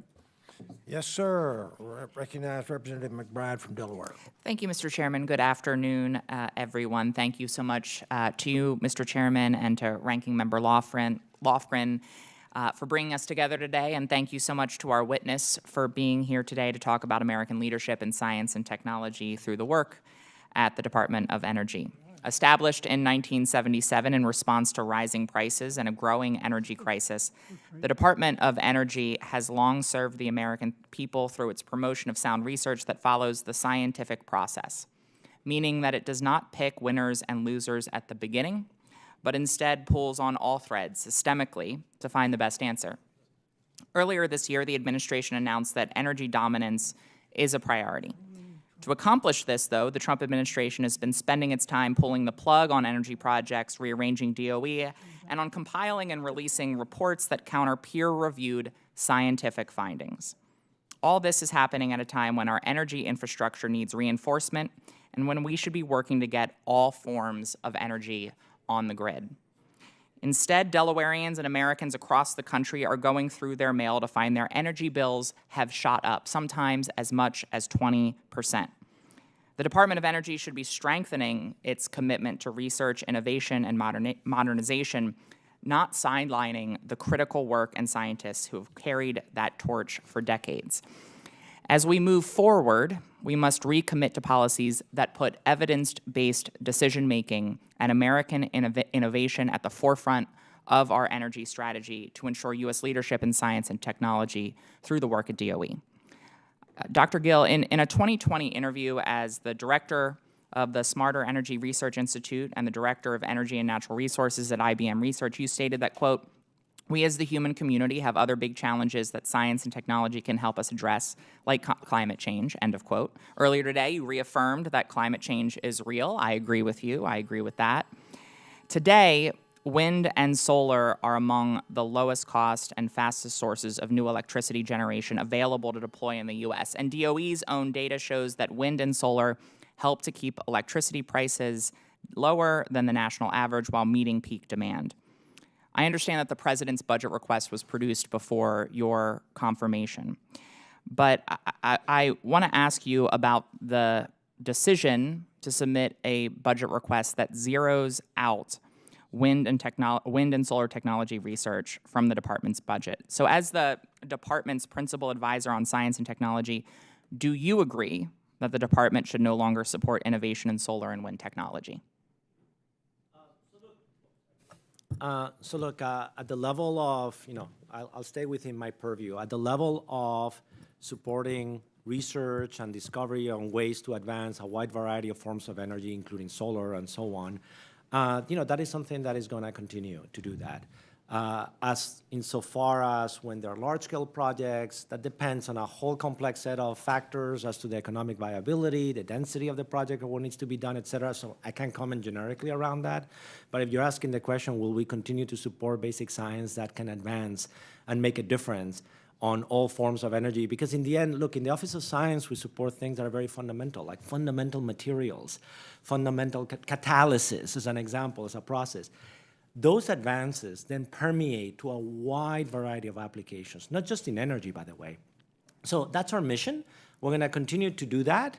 And I love basic science because in the end, over long term, it turns out to be that you can support a myriad of applications that you never could understand at the time in which you were doing something that looked very esoteric. I appreciate that answer and those worthy goals, but I'm afraid the president's budget betrays those values and those goals. Do you agree with Secretary Wright's claim that, quote, wind and solar energy infrastructure is essentially worthless when it's dark outside and the wind is not blowing? Well, I mean, if the wind is not blowing, yes, the windmill is not producing any power. But do you believe that the infrastructure is worthless when it's dark outside and the wind is not blowing, which is what the quote from the secretary said? Look, I think the spirit of it is in a grid, like you have to treat the whole thing as a system, and there's a huge dependency of all those, of all those things. It's a very complex engineering system, and it's not easy to provide easy answers about the dependency of all these sources on a very complex machine, right? I'll take that as you disagree with the secretary's No, I didn't remarks. say that. But I didn't say that. But I appreciate the answer, and I appreciate that I believe that you are serious about investing in science and technology. I just hope the rest of the administration listens more to some of the comments that you've made here. Thank you. By the way, the secretary is a self-described science and tech geek and loves science. Thank you. I yield back. Gentleman's time's expired.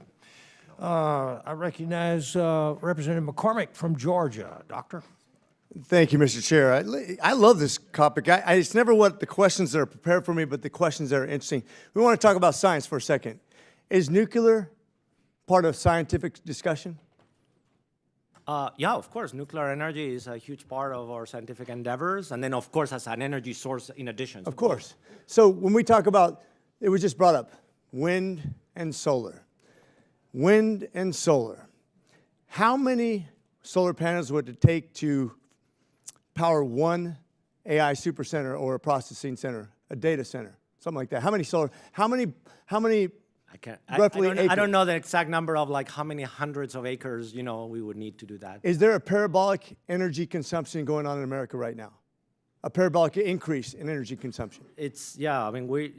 Absolutely, right? That's we're indisputable. We're going to double the need of what we have. Is that going to go away? No. Of course not.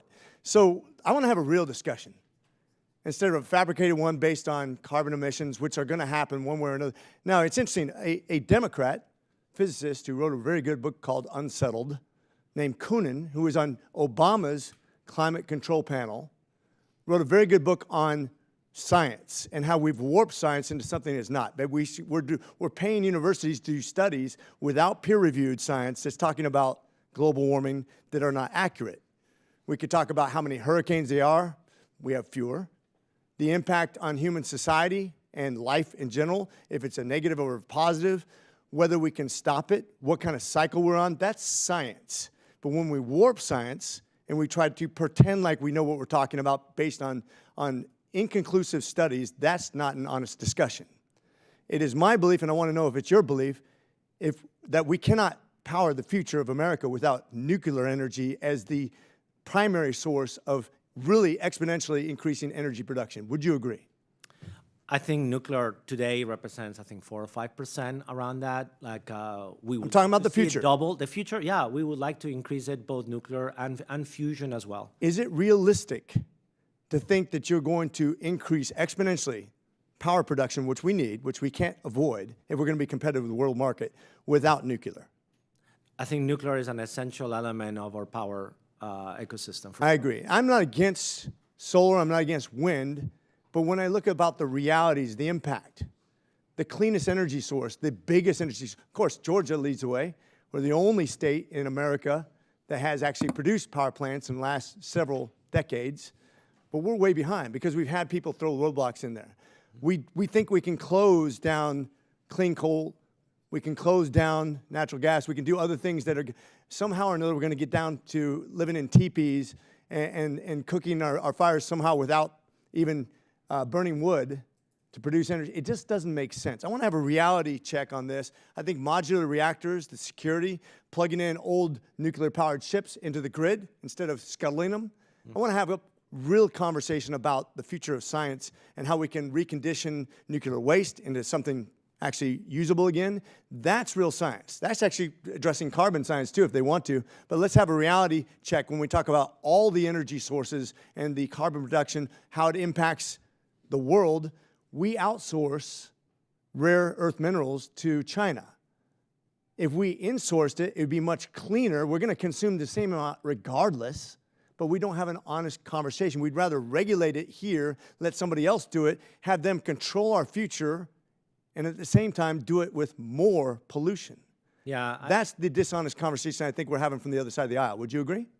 You know, I think, I mean, you've given the example that when we offshore production of an item that in the end we're going to purchase, and through the process of offshoring ends up being produced, you know, generating more pollution and emissions and so on than what we were doing, we're making everything worse around that. So sometimes it is the case here and in Europe where we've entered in very negative feedback loops of deindustrialization and offshoring, and we still want to buy the goods of what is being produced. It's not like we said we don't need them anymore. And you end up where everything is worse off. Less employment, less factories, more pollution, everything is worse off. And that is what we're reversing. So this is the take-home point. And Mr. Chair, I want to really emphasize this because I think this is the important part that you and I agree on, and which the other side of the aisle kind of gets lost in the details on. By producing clean energy in America, it doesn't mean just wind and solar. We're going to have an exponential increase. We're going to have an exponential need for rare earth minerals. And the fact that we outsource that to other countries, put our destiny in their control, actually increases pollution, increases carbon imprint, and actually has nothing to do with science. And in actuality, we've already done the science on this. We know that all the carbon and all the transportation, planes, trains, automobiles, ships combined is about 0.00017% of the atmosphere. And yet that's what they base their entire conclusion off of when they talk about carbon imprint, and then they outsource it to another nation that actually increases that anyways. It's not a scientific conversation. It's not an honest conversation. We need to get over that. If we're going to dominate in the next generation of technology, space, and everything we'll do to benefit this great nation, we got to have a real conversation and be honest about it. And I don't think they're doing that. Thank you. With that, I yield. Gentleman's time expired. Thank you. Recognize the Representative Gillen from New York. Well, thank you, Chairman, and thanks to the ranking member for holding this hearing.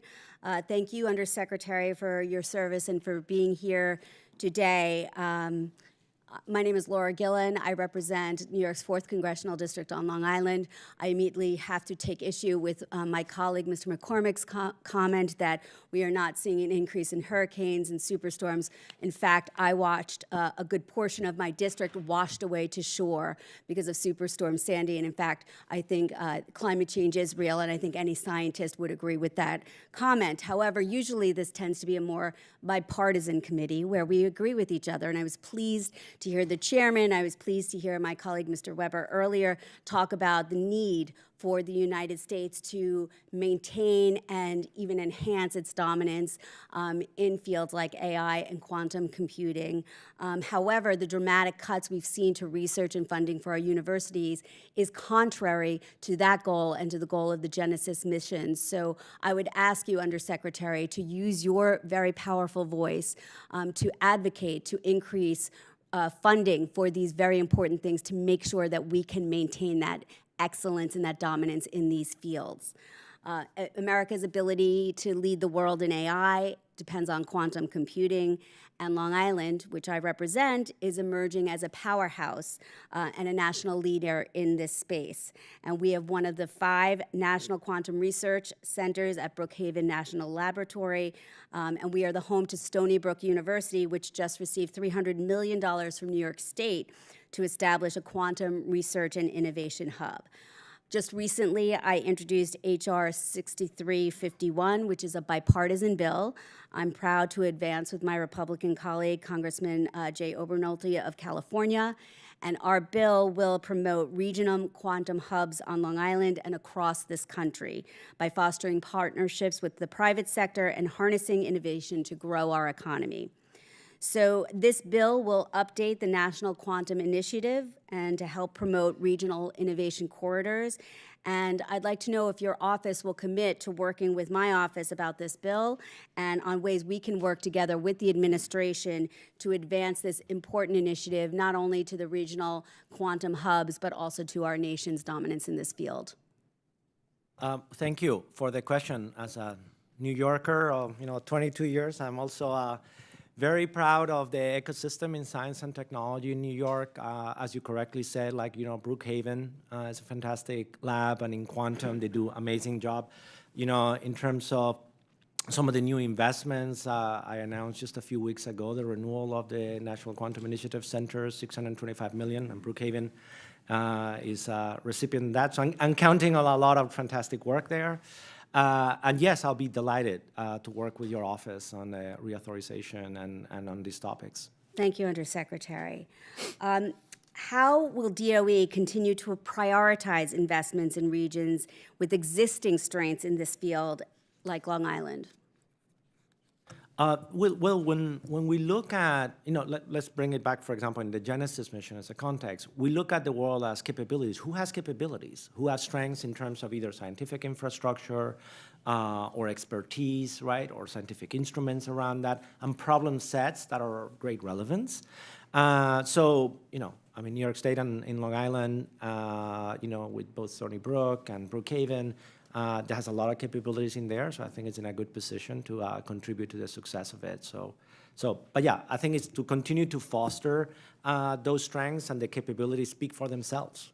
Well, Undersecretary, in this regard, I would love it if you would consider visiting Brookhaven Lab with me to go and see how we can increase our footprint there and additionally fund the research that's happening at that exciting space. I would be delighted to do so.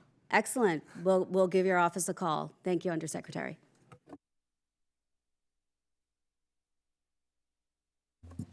I yield back. Thank you very much. Representative Begich from Alaska, you're up next. You're recognized. Thank you. Thank you, Mr. Chair. Dr. Gill, can you describe just briefly, in terms of human outcomes, what the top-level objectives of Genesis are? So our $30 trillion economy depends on, in no small part, in innovation. Like, we are a high innovation economy that is powered by the $1 trillion we invest in R&D, and the outcome we seek is to double the productivity and impact of America's R&D. So for all practical purposes, a decade from now, it would feel as if we were investing 7% of GDP into our economy. And I would expect that a meaningful percentage of the GDP growth expectation and health benefits and national security will stem from that doubling. That's tremendous. Do you believe that researchers have a responsibility to answer the question as to what can come from core scientific discoveries that we may find with Genesis? Yes, I'll put some asterisks that, when we invest in basic science too, sometimes we don't know exactly what's going to happen, right, or what the applications are going to be. But one of the things I do like very much about the national laboratories and the Department of Energy is that it's very mission-driven. So therefore, they pursue science in the context of what does it mean for energy or national security, et cetera. And both of them are necessary. Okay, I'm gonna click us out a few notches. Describe Kardashev Level 2 equivalency as a possible outcome of breakthrough energy research. What do you imagine that humanity may do with such enormous energy access?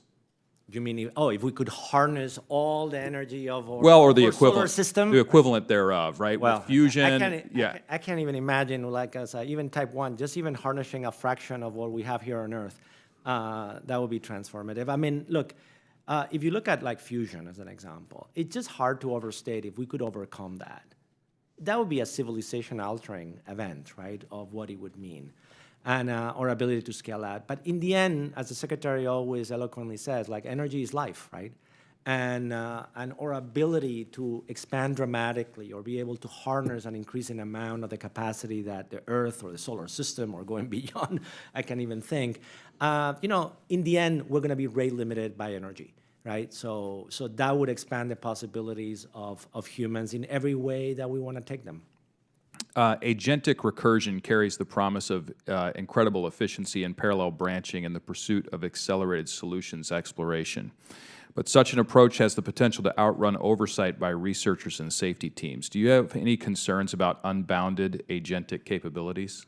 Yeah, we cannot build systems that are unbounded agentic capabilities. Those are irresponsibly built. But by the way, that's true in software too. Like, just in general, building a recursive system without, like, the right feedback loop is a very bad engineer system. Is this something that Genesis is considering and thinking about as they're planning their rollout?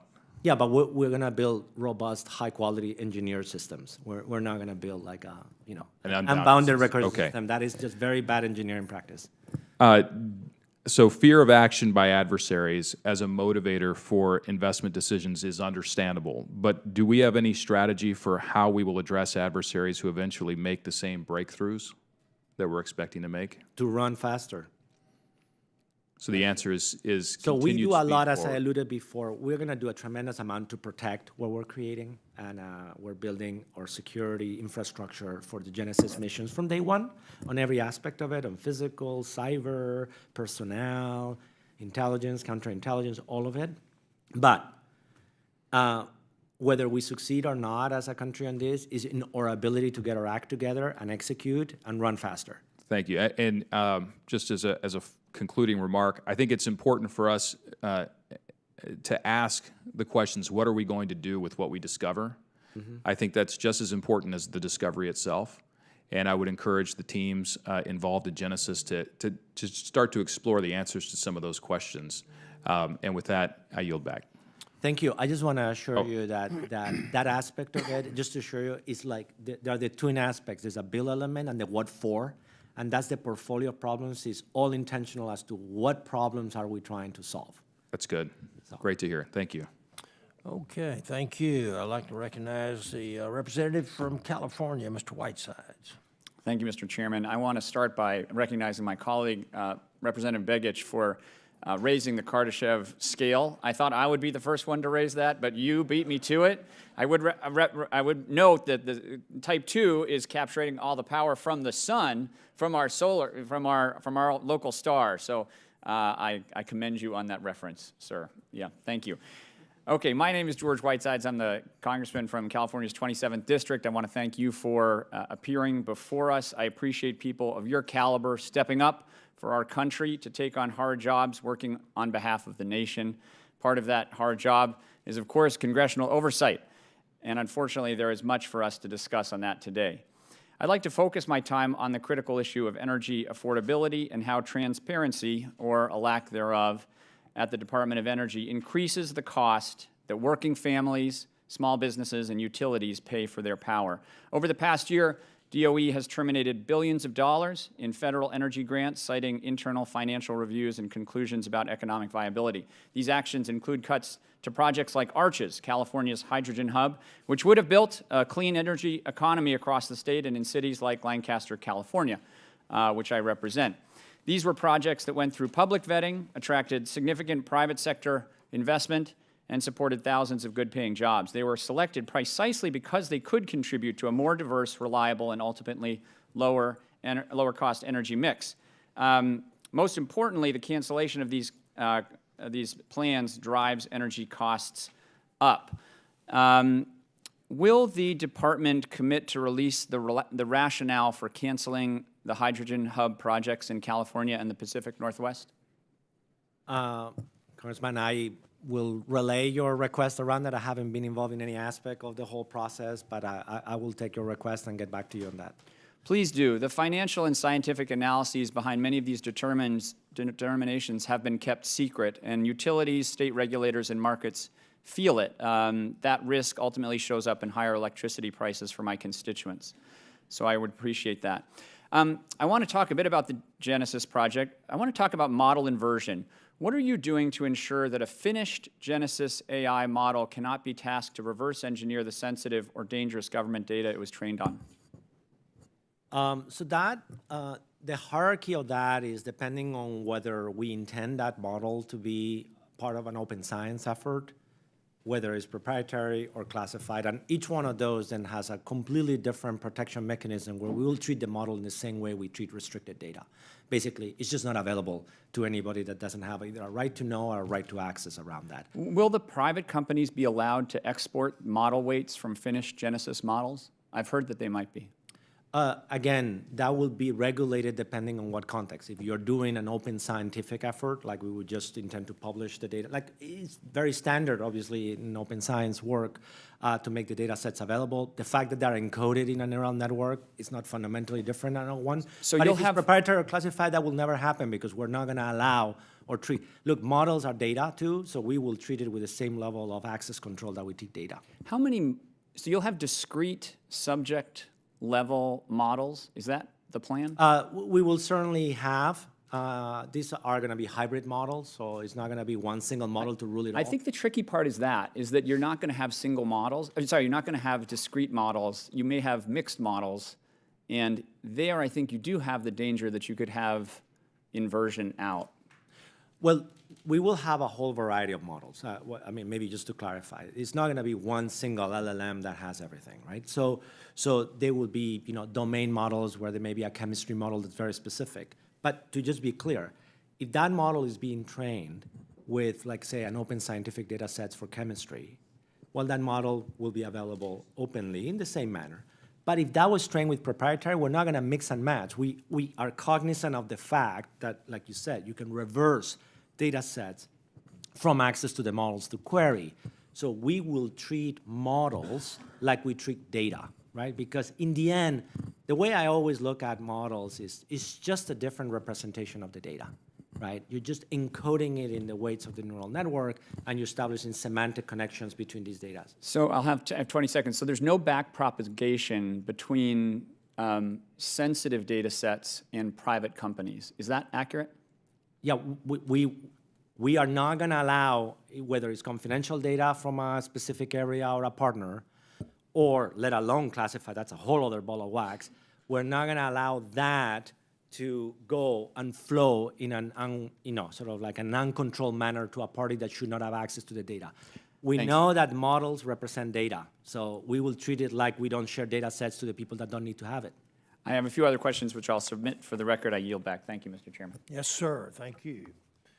Dr. Kennedy, Representative Kennedy from Utah. Thank you, Mr. Chair. And Dr. Gill, it's great to be with you. And you have my admiration and respect for being able to sit for long periods of time in one place. That's this remarkable capacity that you have that way. But I imagine you've done that for many tests in the past. So thanks for being with us today. Last week, I introduced the Genesis Act to codify President Trump's Genesis mission into law. This mission is a pivotal step toward unleashing American ingenuity through artificial intelligence. Despite research budgets soaring since the 1990s, scientific progress has stalled in many respects.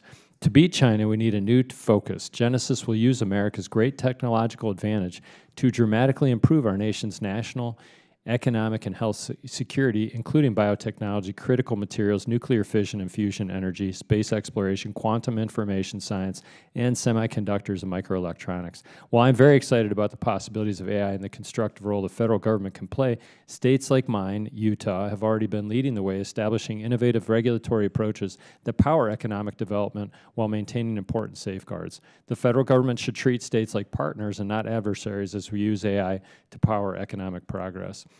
Utah is looking to lead the nation when it comes to deploying nuclear energy. Earlier this year, courtesy of Dr. John Wagner, the director of the Idaho National Laboratory, I had the opportunity to visit the Idaho National Lab. It was a great experience, actually. I learned a ton and witnessed firsthand some of the innovative research and practical applications they are working on to accelerate the development, licensing, operations, and deployment of advanced nuclear reactors. And Dr. Gill, I was curious, what role do you envision for our national laboratories, particularly those with significant nuclear expertise and testing capabilities like Idaho has, in executing this vision? Yeah, thank you for the question. You know, as you correctly pointed out, when you talk to Director Wagner about the ambition that they have of transforming the entire life cycle of nuclear from design, permitting, build, operation with AI, it's really impressive how it's going to change. So Idaho National Laboratory as an example for nuclear, but it applies to other national laboratories that are involved in this.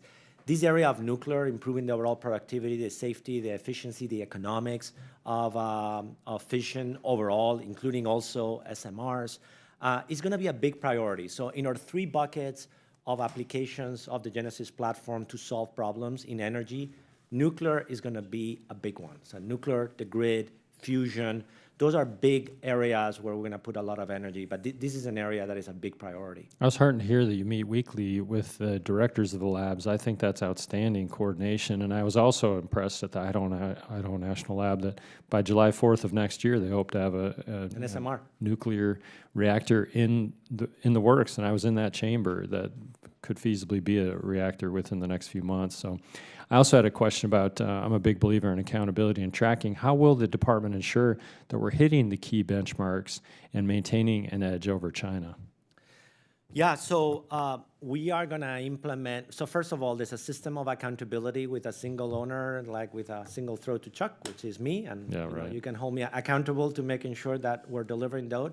But we are forming a great leadership team with the partnership of the lab directors and the different program offices. We're going to have dedicated program management as well, that we're recruiting some of the very best people around that.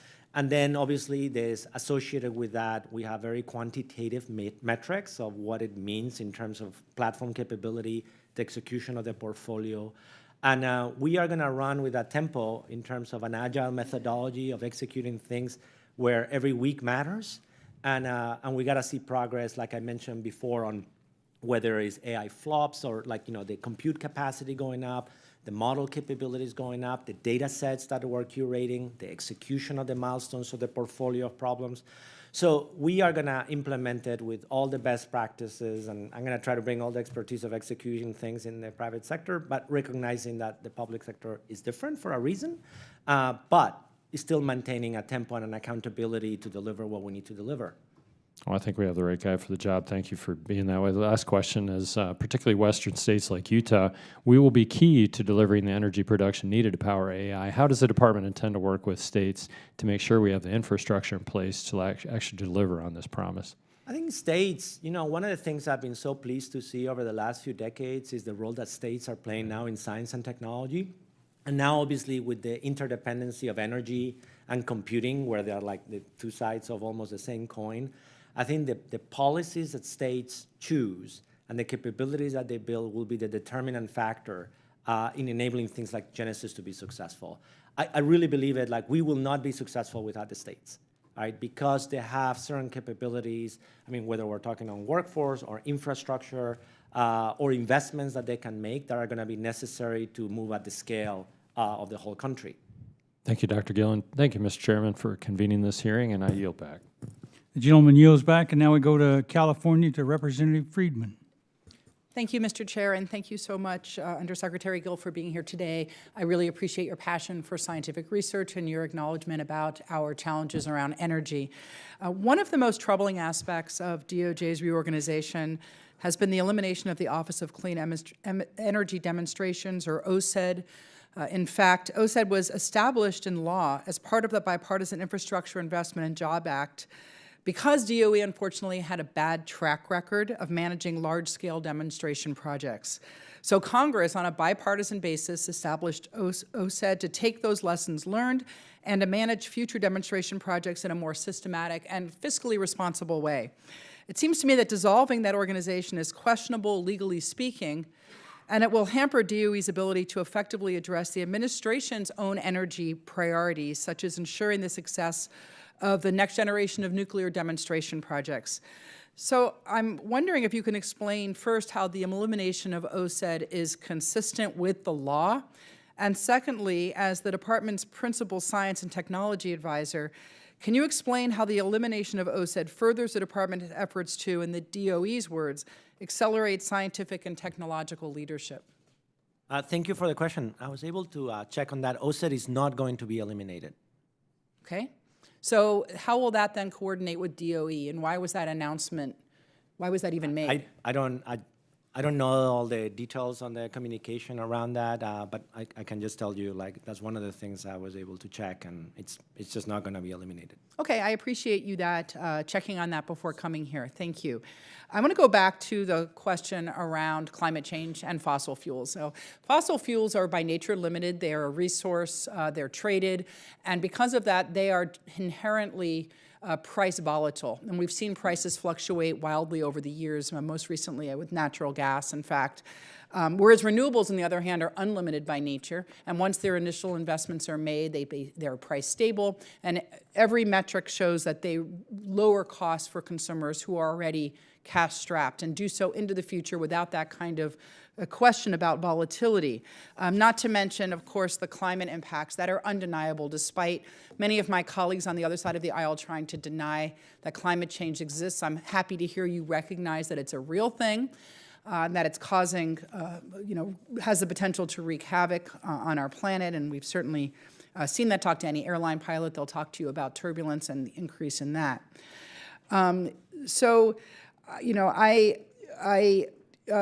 You, in a 2020 interview as a director of a Smarter Energy Research Institute and the director of the Energy and Natural Resources at IBM Research, you stated that we as the human community have other big challenges that science and technology can help address, like climate change, and I thank you for that. And we also know that wind and solar are quickly deploying at some of the most low-cost and fastest sources of energy generation available.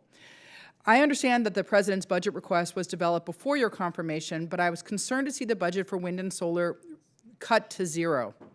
I'm wondering if you agree whether that is the correct way we should be budgeting and that the department shouldn't be supporting innovation in solar and wind technology. The department continues to support innovation in a wide variety of energy technologies, including solar and so on. So from an innovation perspective, on an investment on core science capacity, we're going to continue to do that. But certainly we've seen that the amount of the budget is no longer as supportive of solar and wind research as it is towards other kinds of energy, such as nuclear. We've even seen permitting efforts be focused on fossil fuels and not on wind and solar.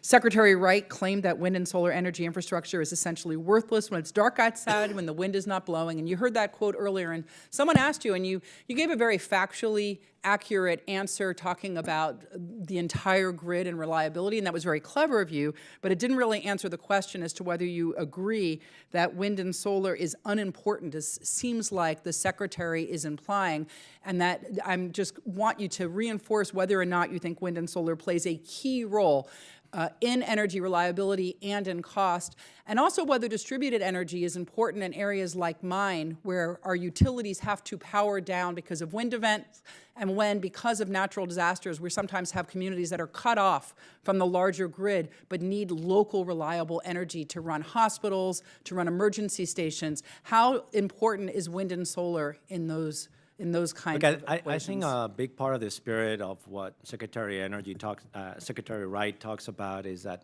all energies have trade-offs. and there are engineering trade-offs and cost I trade-offs understand around that, and that was your answer earlier, but And- I'm asking how wind and solar then particularly fit into that. I understand that there it is a role depends. for The answer is nuclear, it there's a depends. role for fossils, but it seems like he is trying to discount the role or say that wind and solar are unimportant or less important or in some cases worthless. I understand that the sun doesn't shine at night, but storage works at night. That's the whole purpose of it, and as Congressman Whitesides pointed out, that's the best piece of fission we have available is up in the sky. So do you agree with him that we should be de-emphasizing solar and wind? Again, it's just so hard to answer the question generically. It depends on what context and in Well, what I region just told and so you on. in It an depends, right? Yeah, I just cannot give an answer. It just like depends on so many circumstances. Grew up in Europe and I've seen what has happened there with I'm electricity. sorry to interrupt, but I yield time's back. up. Thank you. Okay. So, Dr. Gill, you can kind of relax because Dr. Babin had to leave, and they put me in charge, and now we're really in trouble. But anyway, I just want to make a comment. I really appreciate all 17 of the national labs, and I admire the way you cooperate and coordinate your activities. And it's especially important. I spent some time with Purdue University and the Extension Service as an unbiased source of information.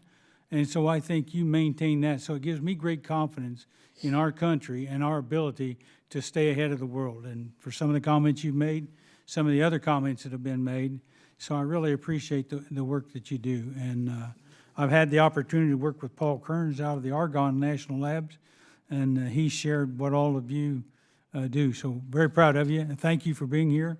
And now I'll move on. Representative Riley from New York. Well, thank you, Mr. Chairman, and thank you, Undersecretary, for being here. I understood you worked for 2 decades at IBM? Yes, 22 years. 22 years. 22 yes. years. My dad was there for about 25 as a maintenance worker in the waste treatment plant. So you've gotten a lot of really important questions today. This is by far the most important question. Do you know where IBM was founded? That's a good question. In Endicott? Yes. All right. I was about to say, you're killing me, dude. All right. Good. Yeah. So it's in Endicott. It's my hometown. I represent it. It's a huge point of pride for us. Do you know what this is by any chance? I was admiring, what tabulator machine is that? Exactly. So I wanted to share this because this is what we do at our best in America, and in particular in upstate New York. We make things that make the world better. We are really good at manufacturing the most important stuff. And so 1935, Social Security Act is enacted. And you think about that time period, this new program, think about all the data that's needed to keep track of the Social Security checks, the Social Security numbers, and there's no computers. There's no computers. And so how are we going to get this problem solved? And it was American ingenuity and American manufacturing that met the moment and solved the challenge. And so IBM in my hometown in Endicott, we built this. This was invented and built in Endicott. It's one of the first tabulating machines. It's one of the first computers in the history of this country. And without it, and without the men and women in my hometown who built this, we might not have Social Security today. And this was like, I think about it, it was good jobs, really good wages, and on top of all that, just a huge amount of pride because we were building things that solved big problems, made the world better, and improved people's lives. And so I keep this in my office as sort of a reminder every day of what we are capable of and our promise and our potential. I do think, though, over the last 20 or 30 years as a country, we've really lost our way when it comes to American manufacturing. We've gotten into terrible trade deals over the years, NAFTA, letting China in the WTO, that have shipped good manufacturing jobs overseas. And that not only hollowed out the middle class in this country, hurt factory towns like Endicott and Johnson City, the Triple Cities. It also really undermined American competitiveness. And so we're now dependent on adversaries like China for critical minerals and energy storage and semiconductors. The global market share of American manufacturing from 2000, when we let China into the WTO, has gone from 25% down to 10%. During that same time, China's gone from 6% to 45%. We're going in completely the wrong direction, and now China has 92% of the global market for critical minerals, nearly 100% for batteries. And so I think we're at a real inflection point right now in this country, and I don't care whether you're a Democrat or a Republican, I think we've got to find common ground around the idea that it is time to rebuild American manufacturing, because that's going to rebuild the middle class, and it's going to allow us to compete in the world. And for me, like, I'm not saying we need to go back to making this, but what I am saying is I believe so deeply in upstate New York's future as a manufacturing powerhouse, because I'm so proud of what we've done in the past. Binghamton University now is on the cutting edge of research and development. Incredible things they're doing there around energy storage, critical minerals. What we have to do with your help is take all of those amazing breakthroughs out of the labs on campus and get them onto factory floors. We have the hardest working people you're going to meet. I just sat down with our trades unions last weekend. They are ready to build. The sleeves are rolled up, ready to go. And so what I wanted to do, I would love to have you come visit us in Endicott, the birthplace of IBM. I would love to bring you over to Binghamton University, meet with our researchers, sit down with us, and have a longer conversation about how you and I can work together to bring good manufacturing jobs back to upstate New York. Because I also think, like, folks around the country need to see Democrats and Republicans working together and finding common ground. So there's that. And if we can find common ground on something as important as building the middle class and bringing some good jobs back home, would you accept my invitation to come see us? Yeah, I'll be happy to, I'll be delighted to find some time to do that together. And I just want to evoke on how much I appreciate the spirit of working collaboratively on these areas. I mean, this committee has a long tradition in science and technology matters of working in a bipartisan fashion. You know, what we're trying to do here is something special. It's not every day or every year or every decade that we get to launch a national effort that can have such a profound transformation. And so very appreciative of that spirit, and I'll be delighted to figure out a way how to work together and visit. Terrific. When you come, we'll show you all the other history, and we'll get you over to Binghamton University for the labs. I'm really looking forward to it. Thank you. And I love the prop. Thank you. My staff had some real questions about it, but I'm glad you approved. The gentleman yields back, and now we go to my neighbor to the west, the great state of Illinois, Dr. Bill Foster. Well, thank you. And I guess this is the point where I normally encourage you to come visit one of the two labs in my district, but it's too late. We had a very good meeting a couple of days ago here. Just a quick follow-up on this question of the Office of Clean Energy Demonstrations.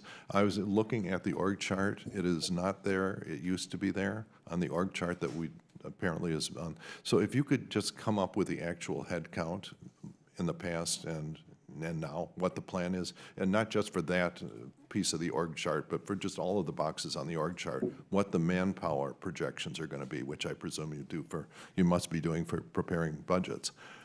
So if you could just do that for the record, come back and give us the head count that you plan for each of these things, so we can find out that whether or not we're in a situation like the Consumer Financial Protection Bureau, where it was famously said, well, we're not going to eliminate it, we're going to turn it into five desks and a telephone.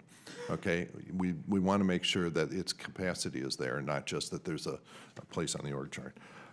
Let's see, there are a million things I could ask you. First off, you know, you're in some sense the last best hope for science. When you look at all of the 17 lab directors, if they look uphill on the org chart and say at what point is there no longer anyone with any advanced degree in science, you're it. Everyone above you on the org chart, and correct me if I'm wrong, you know, has no advanced degree. It's the first time the Office of Science and Technology Policy has not been run by someone with a science degree. And, you know, what we see instead are, you know, I gotta say, you know, currency speculators, real estate dealers, you know, crypto people, venture capitalists who think that it's software investments as opposed to actual manufacturing. So I think, you know, so you got a tough job. But it's really important because you're like, you know, you're the tip of the spear to try to protect science. So I respect what you're trying to do. And there are a couple of things that, let's say another question, a lot of what we're trying to do is manufacturing. Is there anyone above you on the org chart that has ever manufactured anything? when you just think uphill? Because that's one of the things that I really, we have manufacturing deals being built by people who've never manufactured anything. but Well, I talking mean, points. Secretary Wright is a brilliant entrepreneur and built lots of things that involve very Well, complex not a manufacturing. manufacturer. I mean, he saying, just, complex engineering systems, for sure. Okay, well, all right. But the people that appear to be striking all the deals are people doing chip deals that have never built a chip in their life, or, you just go down the list. It's tough not only on the scientific but also the economic front when you claim you're trying to rescue manufacturing. Now, you're going to have to, for the Genesis project, you're going to have to make a bunch of decisions fast about a bunch of hardware and software to buy. And so I was wondering, there are two parts to a modern supercomputer. There's the little compute engines, and then there is the massive fiber optics, the communications, and they're sort of co-equal parts of the effort. And it appears to be a matter of national priority with this administration to promote vendor lock. That they're going around saying, we want to make everyone addicted to one specific manufacturer's products, okay? And that's really, there's a tension there between, is the next generation of supercomputers that our country builds, are they going to use the vendor-specific InfiniBand or the open, multi-manufacturer open standards of, advanced Ethernets of various kind? You're going to have to make that decision soon.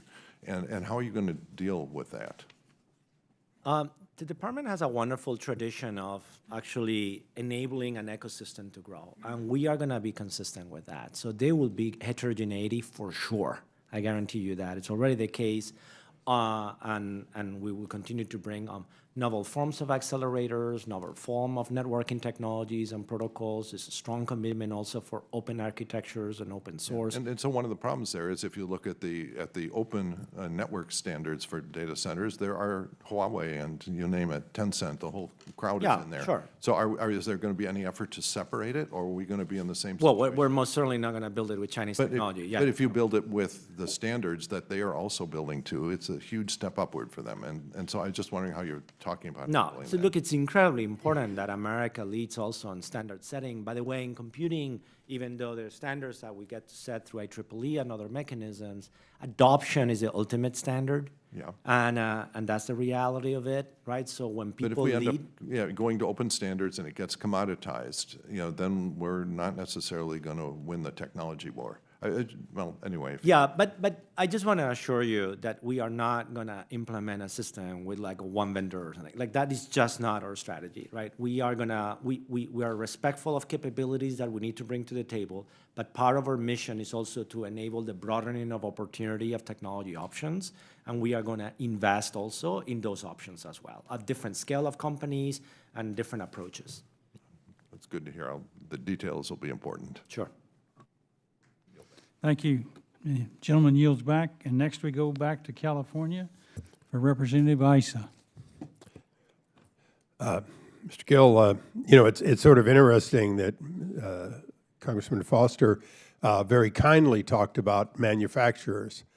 And I don't know that I'm the only one in the room, but I think most people haven't tended a molding machine or done coil winding or personally cut wire or designed early ASICs. But since I did, I'd like to feel qualified enough to ask you a few questions about some implementation. And I'm going to start with one. Just before, quite frankly, before the 2020 election, we delivered to both President Trump and to his opponent a bipartisan grid resilience study, a blue ribbon study that General Wesley Clark co-chaired with myself. I was a former member at the time. And it called for, among other things, military bases to be self-sufficient and net exporters, for co-location of major essential items around those bases, and particularly, not saying data centers as such, but we called them data hubs at the time, and we were thinking a little bit less about what is evolving. We called for modular nuclear reactors because we believed that the only way you could get it done in 3, 4, or 5 years was to place it on military bases and waive the long and arduous process that typically goes on in the private sector off base. Having said that, it didn't happen. It didn't happen during those 4 years. We're now 1 year into this administration. And although there are inklings that you're going down that road, Congress hasn't been given a decisive, we are doing it, here's our timetable, and here's authorities, if necessary, to speed it up. With the recognition that, and I just left the CEO of a company that you know that makes the Snapdragon, which is one of the low-power chips that's entering the world of data centers. But at the end of the day, the forecast for the need for data is for energy is far greater than the capacity we have demonstrated here in the United States to be able to produce in 1, 2, 3, 4, or 5 years. So, in a nutshell, when will we see the beginning of the initiative that says we will keep up with sustainable base energy sufficient to meet the projected need for data centers? Yeah, well, thank you. And clearly, in terms of the dimension of co-location, when you have a very large load or mission critical and the need to collocate energy and the production of it, clearly ahead of the time, right? But like the good news is that we're in a situation. We're now behind the times. I was bragging about being ahead of the times, but that was a long time ago now. Yeah, I'm just validating your foresight on that. But yeah, you know, look, when you look at data center development, one of the things that from a policy matter is the insistence of bringing generation capacity, which could be co-located or, you know, if you're working with a utility in a more distributed fashion, but insisting that the load and the generation have to, like, you know, keep pace.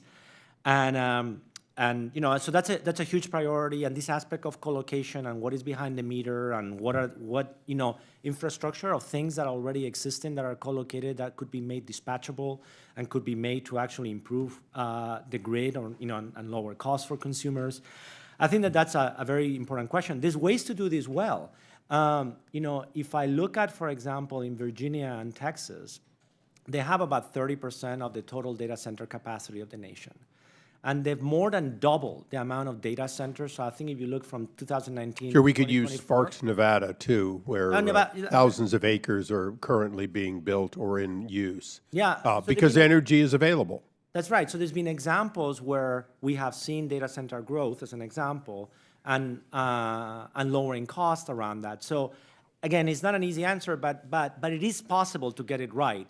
But I agree with you that we have our work cut out as a country to build the amount of generation that we're going to need, commensurate with the desire to reindustrialize and build AI capacity. Let me close with a question for the record.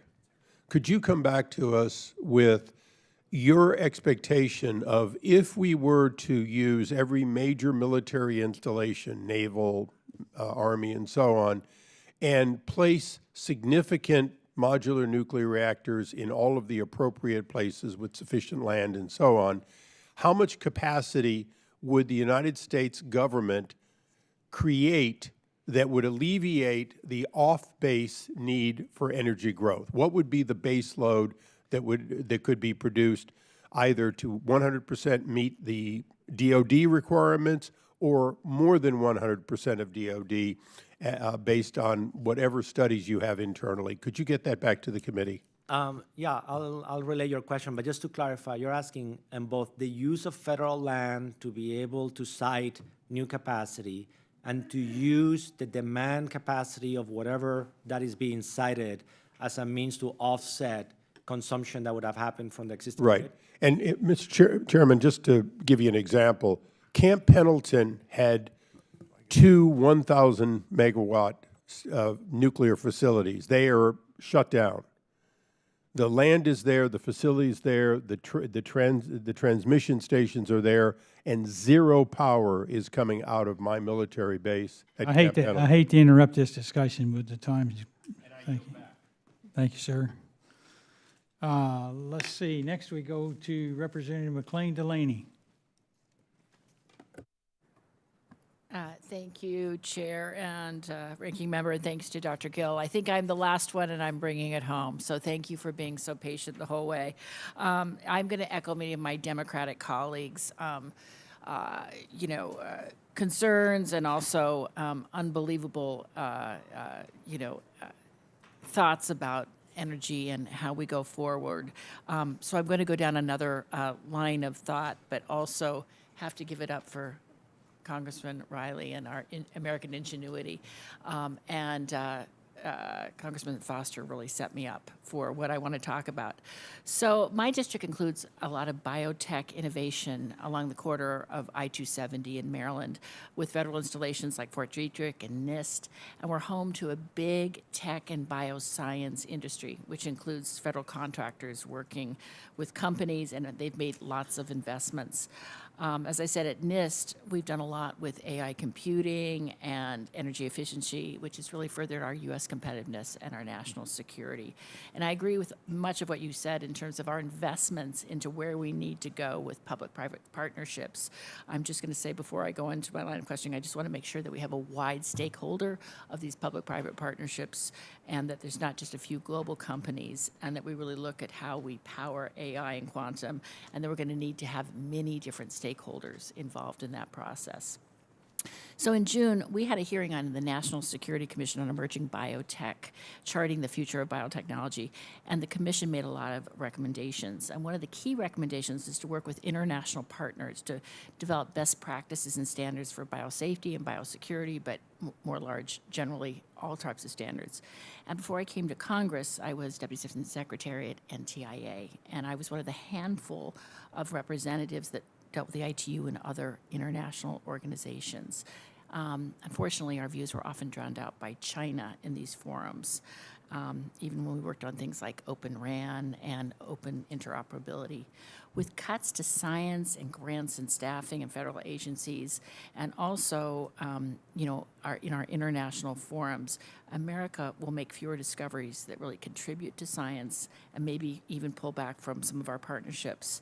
I was disappointed to see that the Genesis mission only mentions international collaboration once when it directs the National Science and Tech Council to identify opportunities for scientific collaboration. I think it's critical for our discoveries to have international bodies and standards being shaped by some of our own U.S. companies, and that we are collaborating.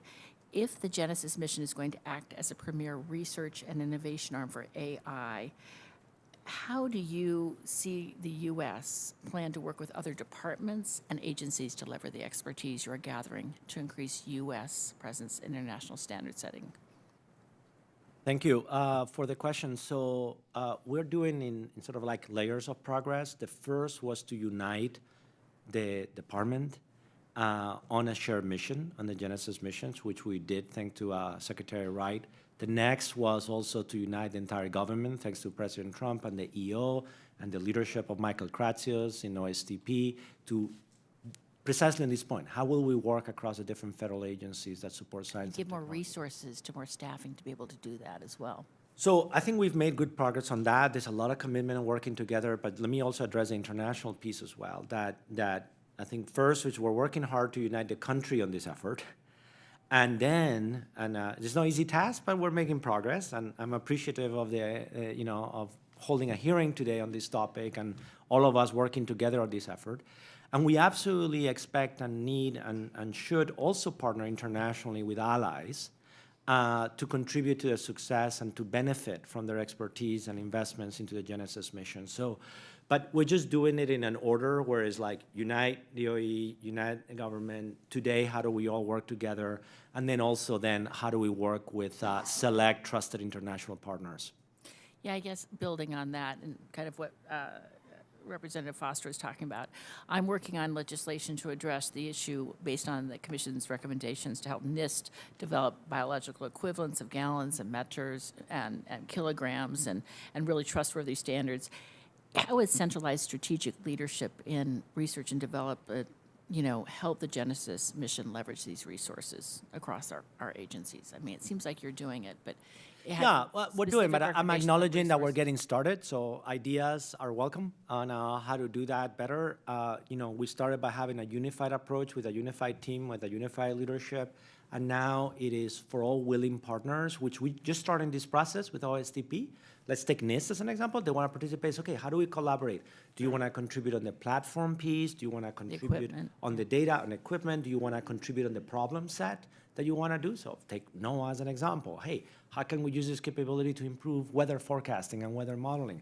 Let's collaborate on that. So I think we're going to do it. The spirit is to have an architecture and an infrastructure that allows a wide variety of science and engineering efforts to benefit from what we're building. I think that's excellent. I would just say it would be great to have some transparency in that and some input from some of our different offices and stakeholders, because I think it's so important for our U.S. competitiveness and for our national security. Thank you. Agreed. Thank you. Young lady yields back, and now we go to Mr. Subramaniam. Say that ag- Here, say that again. Anyway. It's Subramaniam, like money? Yeah, yeah.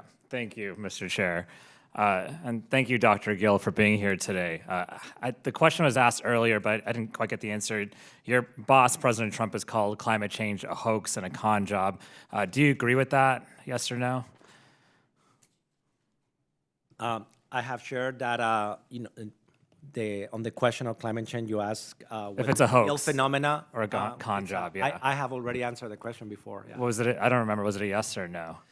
That climate change is a real phenomena. Yes. It's real, so you disagree with that. Okay. No, I didn't say it. I said what I said. Like for me, It's a real phenomenon. Okay, it's not a hoax. So, because I'm concerned that this administration's cutting research into clean energy, rolling back protections on pollution, and gutting a lot of science that we can leverage to address this issue if you believe it's a real problem. But I'll move on. The administration also has driven out and either fired or driven out or riffed about 3,500 DOE employees, and 39% of them are in the science and innovation workforce. Did you agree with these cuts or firings? I joined the department slightly less than 2 months ago. What I am focused is on bringing the best of our scientists and engineers, 40,000 of them in the national laboratories.